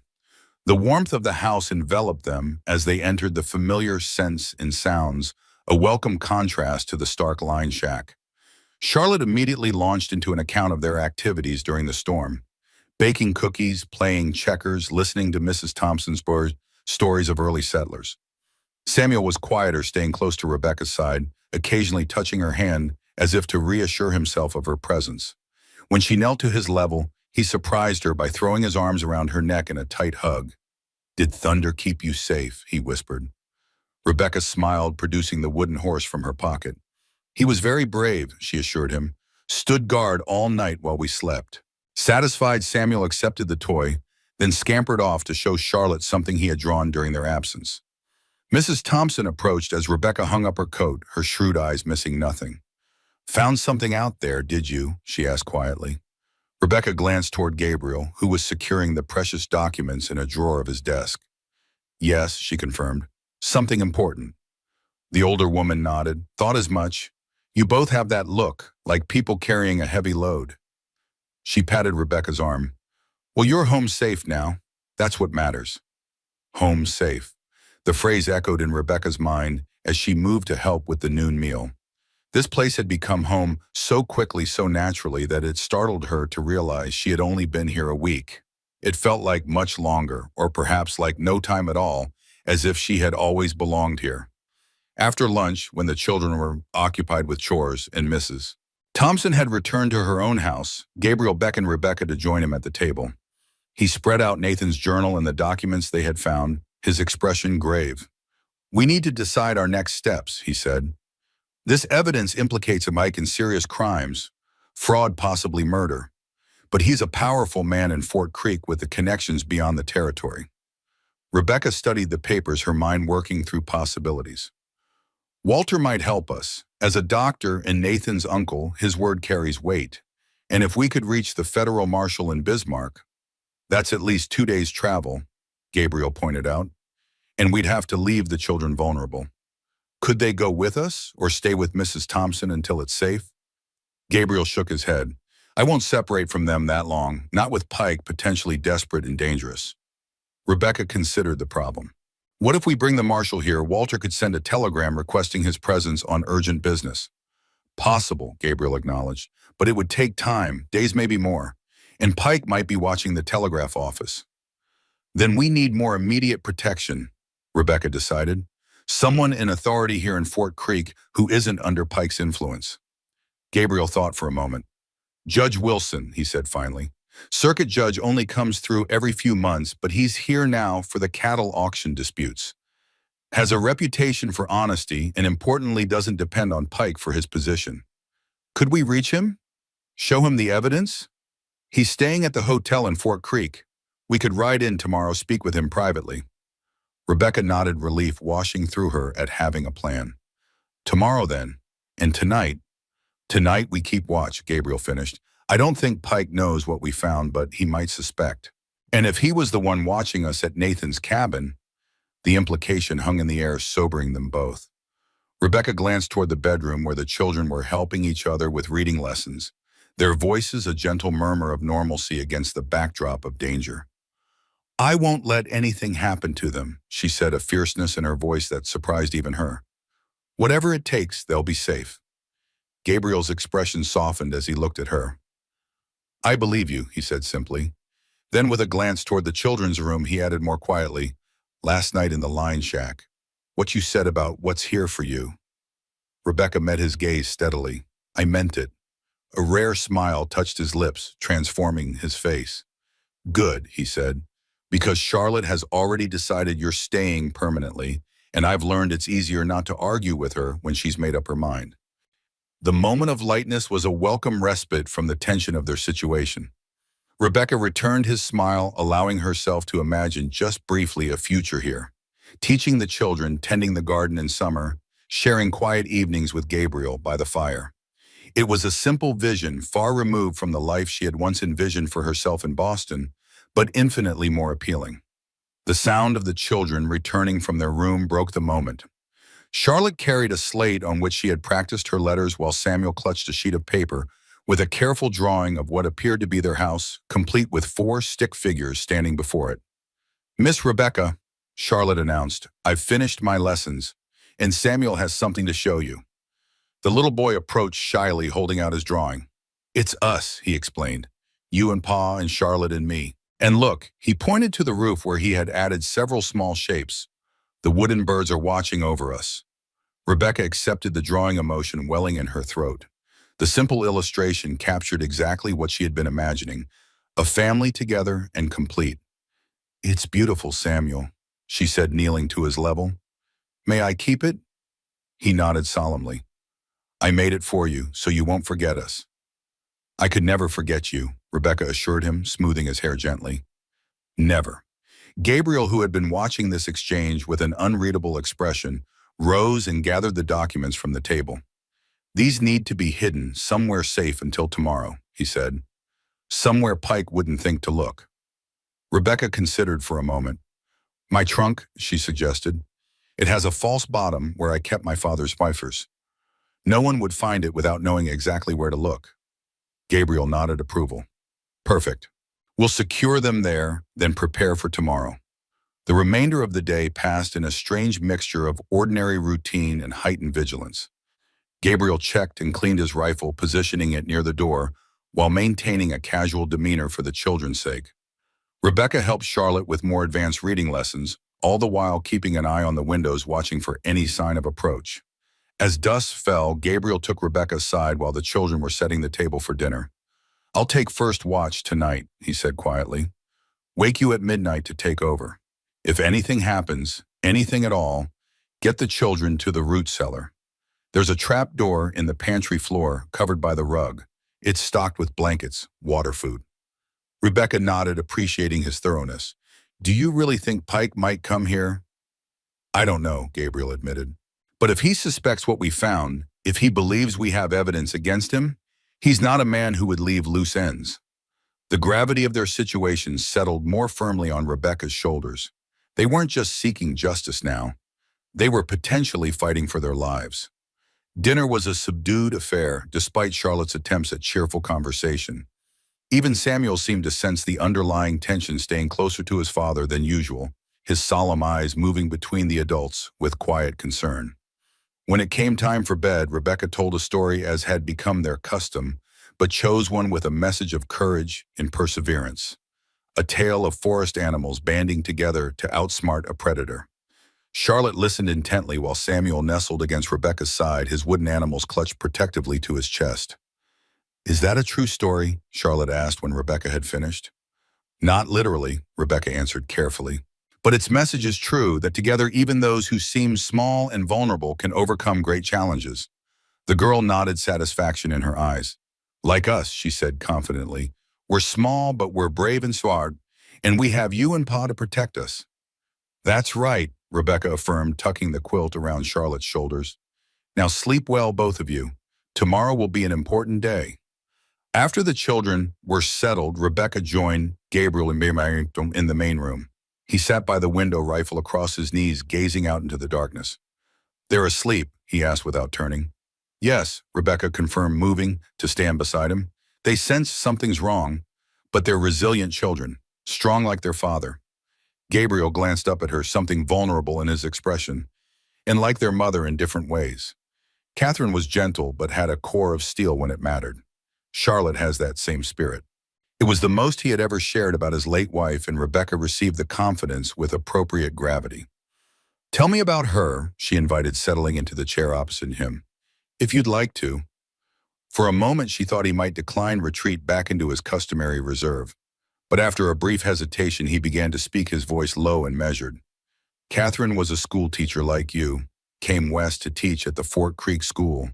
She loved books, poetry especially. Had a way of seeing beauty in things most folks overlooked. Cloud patterns, the way frost forms on windows, how birds build their nests. A ghost of a smile touched his lips. She's the one who started the wooden birds tradition. Carved the first one herself, said it would watch over us. She sounds remarkable, Rebecca said softly. Gabriel nodded, his gaze returning to the window. She was. The children were her world, especially after... He hesitated. After we lost the baby. Rebecca's heart constricted. I didn't know. Few did. It was a difficult birth, a boy. Lived just a few hours. His voice grew distant, remembering. It was hard on Catherine. The doctor said there wouldn't be more children. She poured all her love into Charlotte and Samuel after that. Understanding dawned on Rebecca. That's why Charlotte is so determined to mother everyone. She's trying to fill her mother's role. Yes, Gabriel confirmed. She was old enough to understand when Catherine died. Took it on herself to care for Samuel Bogamy. Too much responsibility for a child, but she wouldn't be dissuaded. The pieces of the Sullivan family's story were falling into place for Rebecca. The reserved father, the precociously responsible daughter, the quiet son with his wooden animals and solemn eyes. A family wounded by loss, but still standing, still loving each other fiercely. And you, she asked gently, how did you cope after Catherine? Gabriel was silent for a long moment. Focused on the children, he said finally, on the farm, on surviving each day, each season. His eyes met hers. Didn't think beyond that. Couldn't. Until recently. The implication hung in the air between them, unspoken but clear. Until you came. Rebecca reached across the space separating them, briefly touching his hand. Thank you for telling me, she said, for trusting me with this. He turned his hand, capturing hers briefly before releasing it. Get some rest, he advised. I'll wake you at midnight. Though she doubted sleep would come easily with all that was at stake, Rebecca retired to the small bedroom, leaving Gabriel to his vigil. Outside, the night was clear and cold, stars glittering in the vast Dakota sky. Somewhere out there, Harrison Pike might be planning his next move, unaware that his schemes had been uncovered. Rebecca touched the wooden horse Samuel had entrusted to her, drawing strength from the simple token of childish faith. Tomorrow they would seek justice. For Nathan, for her father, for themselves.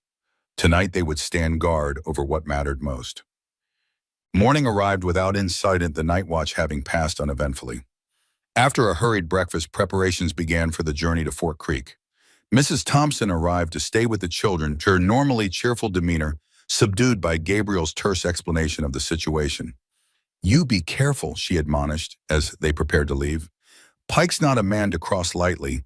I've lived here long enough to see what happens to those who get in his way. We'll be cautious, Gabriel assured her. Judge Wilson is our best hope for immediate protection. Once he sees the evidence, if you reach him, Mrs. Thompson said grimly, Pike has eyes everywhere in town. Rebecca knelt to embrace Charlotte and Samuel, who clung to her with unusual intensity. We'll be back before dark, she promised. Be good for Mrs. Thompson, and perhaps we'll have good news when we return. Is it about the bad man? Samuel asked suddenly, his small face serious. The man with the red face who hurt Mama. A shocked silence followed his words. Gabriel knelt swiftly, taking his son's shoulders in gentle hands. Samuel, he said urgently, What do you mean, what man with the red face? The boy looked confused, as if surprised by the adult's reaction. The man who came when you were away, when Mama got sick. His face was all red and he was angry. Mama told me to hide under the bed and not make a sound. Gabriel exchanged a stunned glance with Rebecca. Samuel, why didn't you tell me this before? The child's lower lip trembled. Mama said not to tell anyone. She said it was our secret to keep us safe, and then she got sick and tears welled in his eyes, and then she was gone. Gabriel gathered his son into his arms, holding him close. It's all right, he soothed. You're not in trouble. You're very brave to tell us now. Rebecca's mind was racing, connecting pieces of a puzzle that suddenly made terrible sense. Gabriel, she said quietly, Catherine didn't die of influenza, did she? She was poisoned. The stark truth hung in the air, undeniable now that it had been spoken. Gabriel's face was ashen, but he nodded slowly. I suspected, he admitted. There were signs, symptoms that didn't match a normal fever. But the doctor said, the doctor might have been mistaken, Rebecca suggested gently, or deliberately misled. Charlotte, who had been listening with growing distress, stepped forward. The man with the red face, she said, her voice small but determined. It was Mr. Pike, wasn't it? I saw him once, when he was very angry. His face gets all red and blotchy. Gabriel looked at his daughter, pain and dawning realization in his eyes. Charlotte, did you know about this, about the man who came when your mother was ill? She shook her head. No, I was at school, but I've seen Mr. Pike in town, how he looks when he's angry, and she hesitated. And I heard Mama talking to you once about being careful around him, about some papers she found. Mrs. Thompson moved closer, her lined face grave. Catherine came to me, she confessed, about a week before she died, said she'd discovered something troubling at the school, financial records that didn't add up. The school board treasurer was Pike's brother-in-law. She spread her hands helplessly. I told her to leave it alone, that it wasn't worth the risk. I never thought. Pike killed her, Gabriel said, the words dropping into the silence like stones, because she discovered his fraud, and then he arranged it to look like illness. His hands tightened into fists. All this time, Rebecca placed a hand on his arm, feeling the tension in his muscles. We have more reason than ever to see justice done, she said firmly. But we must be careful. The children. Come with us, Gabriel decided abruptly. All of us will go to town together. I won't leave them here, not now.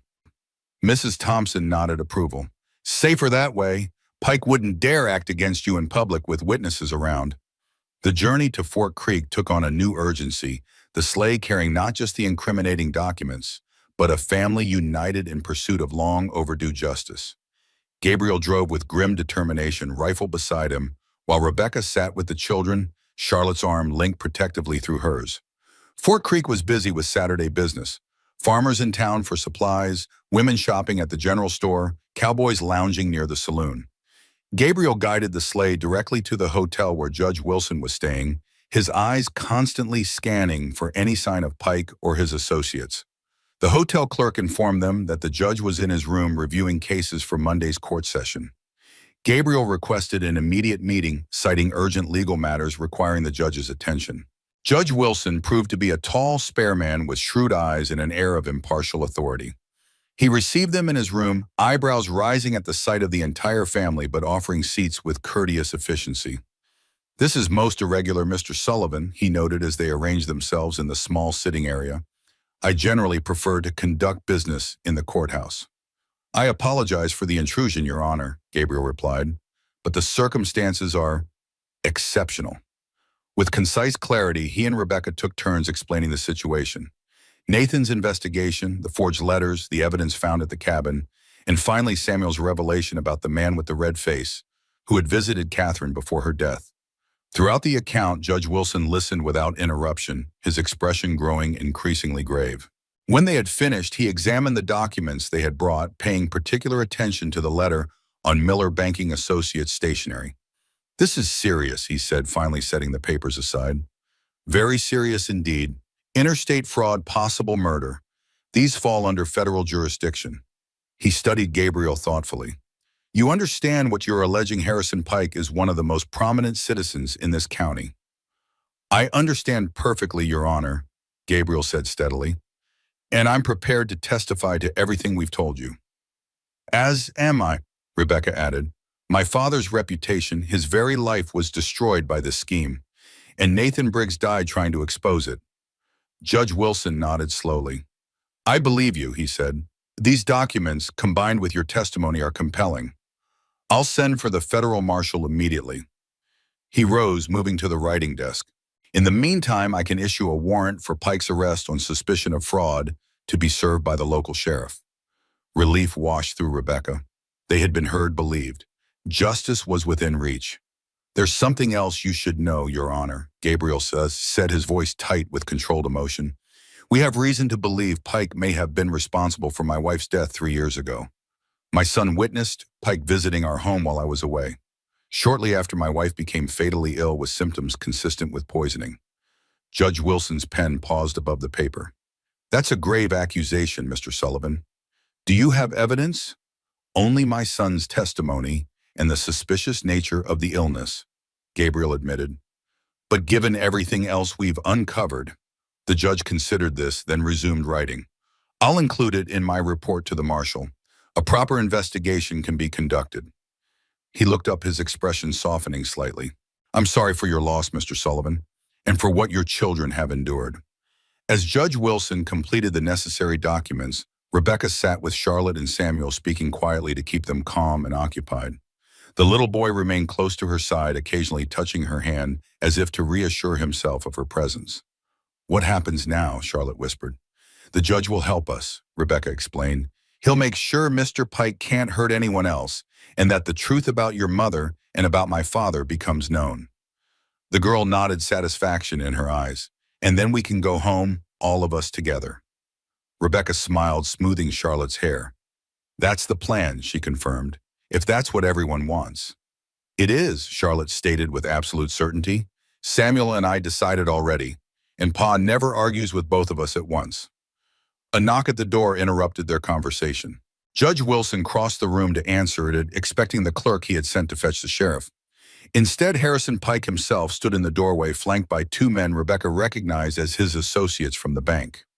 Judge Wilson, Pike greeted smoothly, then froze as his gaze fell on the Sullivan family.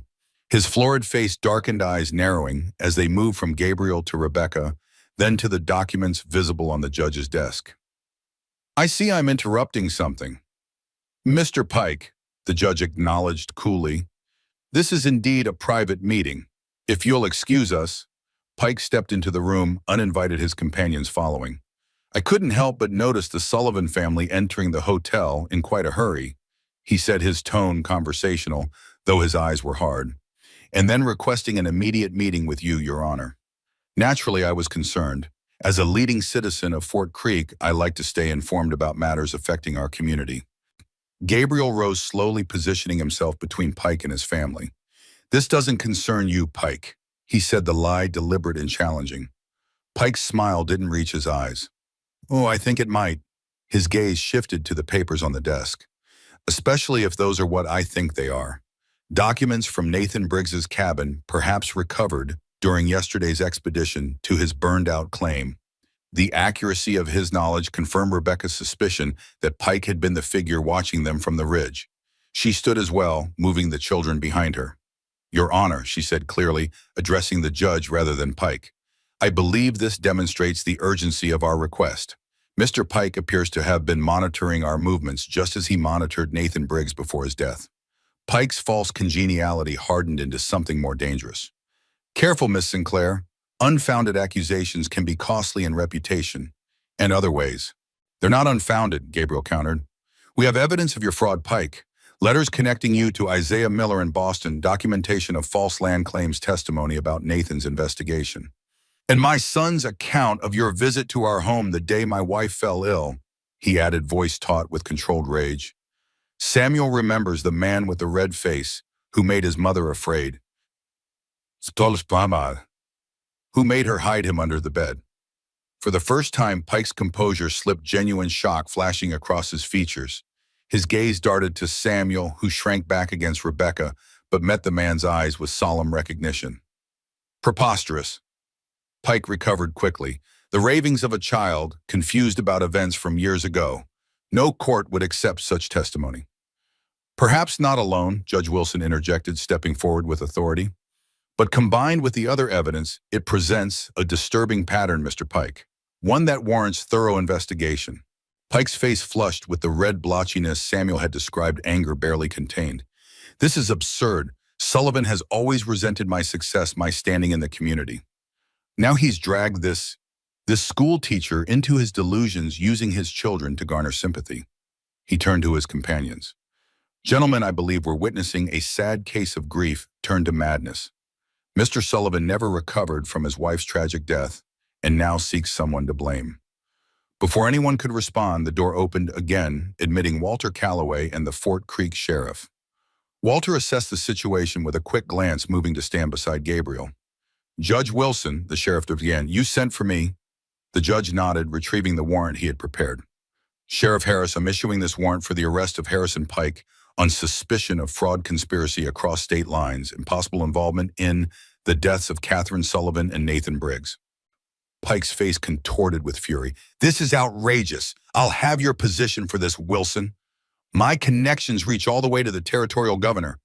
Perhaps they do, the judge acknowledged calmly, but the law still applies even to men with connections. Sheriff, please execute the warrant. As the sheriff moved toward Pike, one of Pike's companions reached beneath his coat.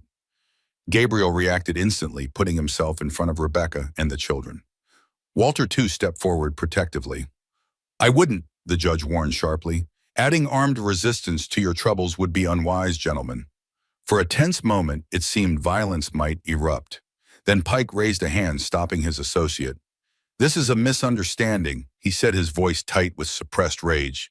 One that will be corrected very soon. I have nothing to fear from an investigation. The sheriff produced handcuffs. Mr. Pike, you'll need to come with me to the jail until the federal marshal arrives. Pike submitted to the cuffs with cold dignity, his eyes never leaving Gabriel's face. This isn't over, Sullivan, he said quietly. Not by a long shot. As the sheriff led Pike and his associates away, the tension in the room gradually dissipated. Judge Wilson returned to his desk, arranging the evidence into an orderly stack. The marshal should arrive within 2 days, he informed them.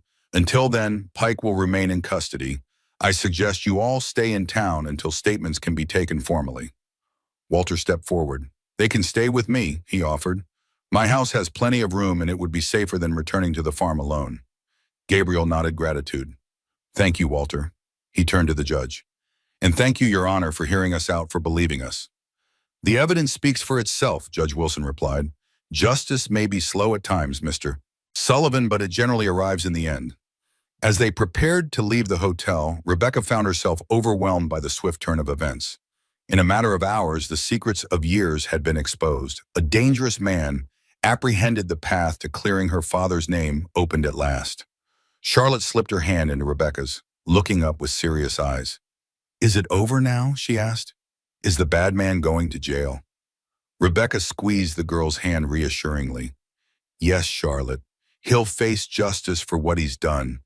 To your mother, to my father, to Nathan. He won't hurt anyone else. Samuel approached his father, tugging at his coat. Did I do good telling about the man with the red face? Gabriel knelt, drawing his son into a gentle embrace. You did very good, son. Very brave.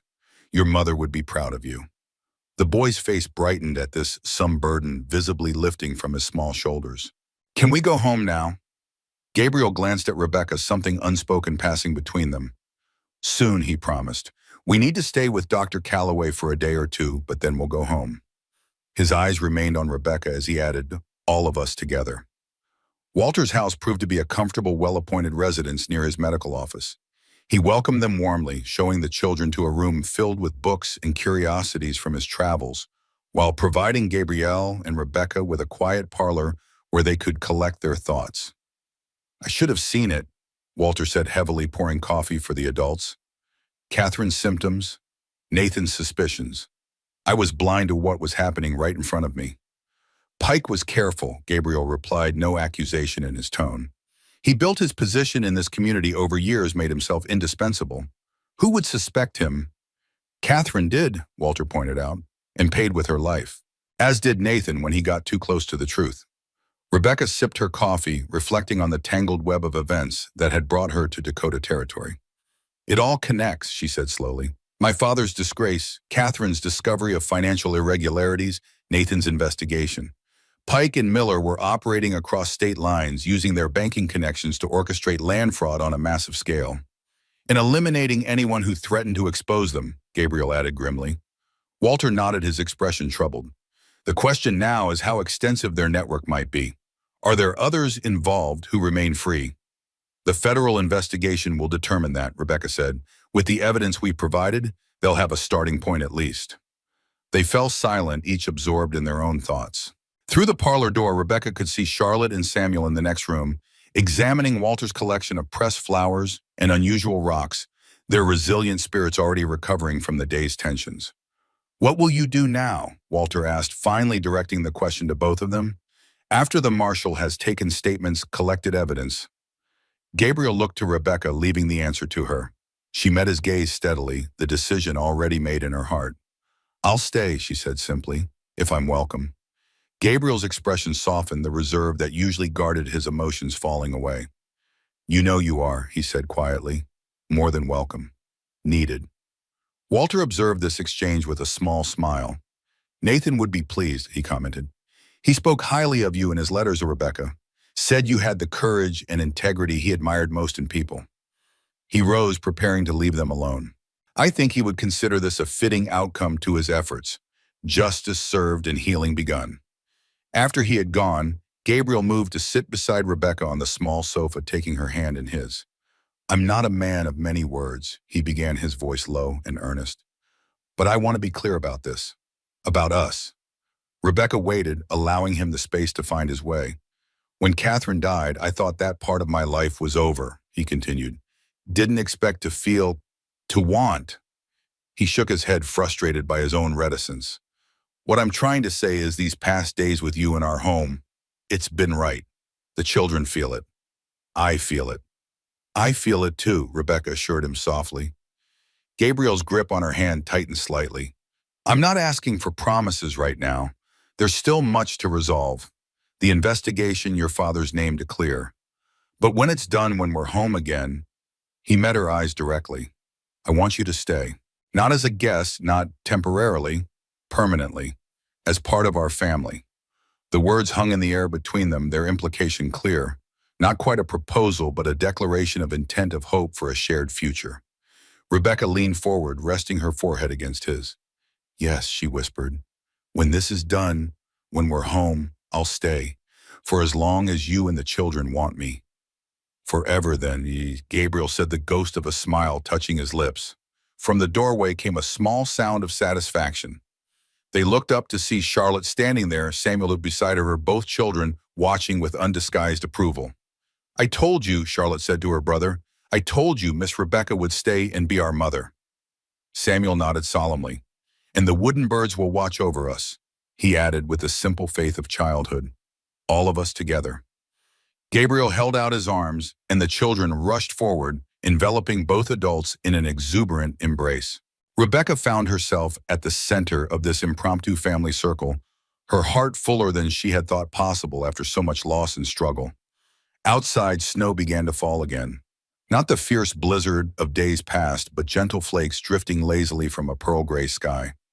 Within Walter's warm parlor, 4 people who had each known profound loss found something equally profound, the beginning of healing, of wholeness, of home. 3 months later, spring had transformed the Dakota landscape. The endless white of winter had given way to tender green wildflowers, dotting the prairie in vibrant splashes of color. At the Sullivan farm, new life was evident everywhere. Seedlings sprouting in the recently tilled garden, a calf wobbling beside its mother in the pasture, fresh paint brightening the farmhouse's weathered exterior. On the front porch, recently repaired and expanded, 4 wooden birds hung from the eaves, catching the morning sunlight as they swayed in the gentle breeze. They had been carved by different hands. Gabriel's skilled and precise, Rebecca's less practiced, but earnest Charlotte's determined, Samuel's endearingly imperfect. Together, they formed a silent guardian chorus watching over the home and its inhabitants. Inside, Rebecca stood before the mirror in what had once been Catherine's sewing room, now transformed into a bright bedroom she shared with Gabriel. She smoothed the front of her new dress, not elaborate by Boston standards, but lovelier than anything she had worn in years. The blue fabric complemented her eyes, the simple cut flattering without ostentation. Charlotte bustled in her own dress, a smaller version of Rebecca's flowers woven into her braided hair. "Everyone's ready," she announced importantly. "Walter's here, and Mrs. Thompson and even Judge Wilson came all the way from Bismarck." Rebecca smiled at the girl's excitement. "I'll be right there," she promised. "Just need a moment." Left alone, she touched the locket at her throat, her father's gift now containing a small photograph of him on one side and a pressed flower from the Sullivan farm on the other. The federal investigation had moved swiftly, the evidence they had provided leading to the arrest of Isaiah Miller in Boston and the exposure of the entire fraudulent network. Her father's name had been cleared posthumously, his reputation restored. Harrison Pike awaited trial in the territorial capital, his empire of corruption dismantled piece by piece. The testimonies of Gabriel, Rebecca, and even young Samuel had been recorded by the federal marshal, ensuring that justice would be served not only for Nathan Briggs but for Catherine Sullivan as well. A soft knock at the door interrupted her thoughts. Gabriel entered handsome in his best suit, his usually stern features softened by a rare full smile. "Ready?" he asked, offering his hand. Rebecca nodded, placing her fingers in his. "Ready." They walked together to the main room, now decorated with wildflowers and ribbons for the occasion. A small gathering awaited them. Walter, Mrs. Thompson, Judge Wilson, who had returned to officiate, several neighbors from surrounding farms. Charlotte and Samuel stood at the front, the girl barely containing her excitement, the boy solemn but pleased in his new suit. As Rebecca and Gabriel took their places before the judge, she glanced around at the faces of those who had become her family in the space of a few tumultuous months. From tragedy and loss had come this unexpected gift. A home, a purpose, a love that had grown not from romantic fantasy, but from shared struggle and mutual respect. Judge Wilson opened his book, his voice carrying clearly in the hushed room. "Dearly beloved, we are gathered here today." The familiar words washed over Rebecca, but it was Gabriel's steady gaze that held her attention. Those gray eyes that had seen so much sorrow now filled with quiet joy. When the moment came to speak their vows, his voice was firm and sure, the voice of a man who meant every word, who had fought for this happiness and would guard it with his life. When Rebecca spoke her own vows, she felt the weight of the past lifting, replaced by the lightness of possibility. The road ahead would not always be easy. Frontier life guaranteed challenges, and the wounds they had all suffered would take time to fully heal. But they would face whatever came together, a family forged in adversity, strengthened by love. "I now pronounce you husband and wife," Judge Wilson declared. "What God has joined together, let no man put asunder." As Gabriel leaned down to seal their union with a kiss, Charlotte and Samuel burst into spontaneous applause, quickly joined by the other guests. Outside, the spring wind caught the wooden birds, setting them dancing on their strings. 4 sentinels, 4 souls now irrevocably connected. Later, as twilight softened the edges of the day and the celebration continued with music and laughter on the porch, Rebecca stood at the edge of the gathering, watching Gabriel swing a delighted Samuel in his arms, while Charlotte demonstrated her improving dancing skills for an admiring Mrs. Thompson. Walter joined her, following her gaze to the happy scene. "Quite a change from when you arrived," he observed, "for all of you." Rebecca nodded, contentment warming her voice. "I came seeking justice for my father. I found that, but so much more besides." "Nathan would be satisfied," Walter said. "He believed in justice, but also in second chances, in building something good from something broken." "Like the wooden birds," Rebecca mused. "Simple pieces of wood shaped by different hands, each imperfect in its own way. But together they make something beautiful." Walter smiled, patting her hand. "Precisely." Gabriel approached, extending his hand to his new wife. "May I have this dance, Mrs. Sullivan?" The name still felt new on her ears, a gift she was only beginning to unwrap. Rebecca placed her hand in his, allowing him to lead her to the center of the porch where others were dancing to the fiddle music provided by a neighboring farmer. As they moved together in the golden light of the setting sun, Rebecca caught sight of the wooden birds swaying gently above them. They seemed to approve, these silent witnesses to the family's journey from loss to love, from broken to whole. "Happy?" Gabriel asked softly, his arms secure around her waist. Rebecca looked up at him, at the man who had opened his home and heart when she had nowhere else to turn. Beyond him, she could see Charlotte and Samuel watching them dance, the children's faces alight with the joy of dreams fulfilled. Yes, she answered simply. I'm home. The end.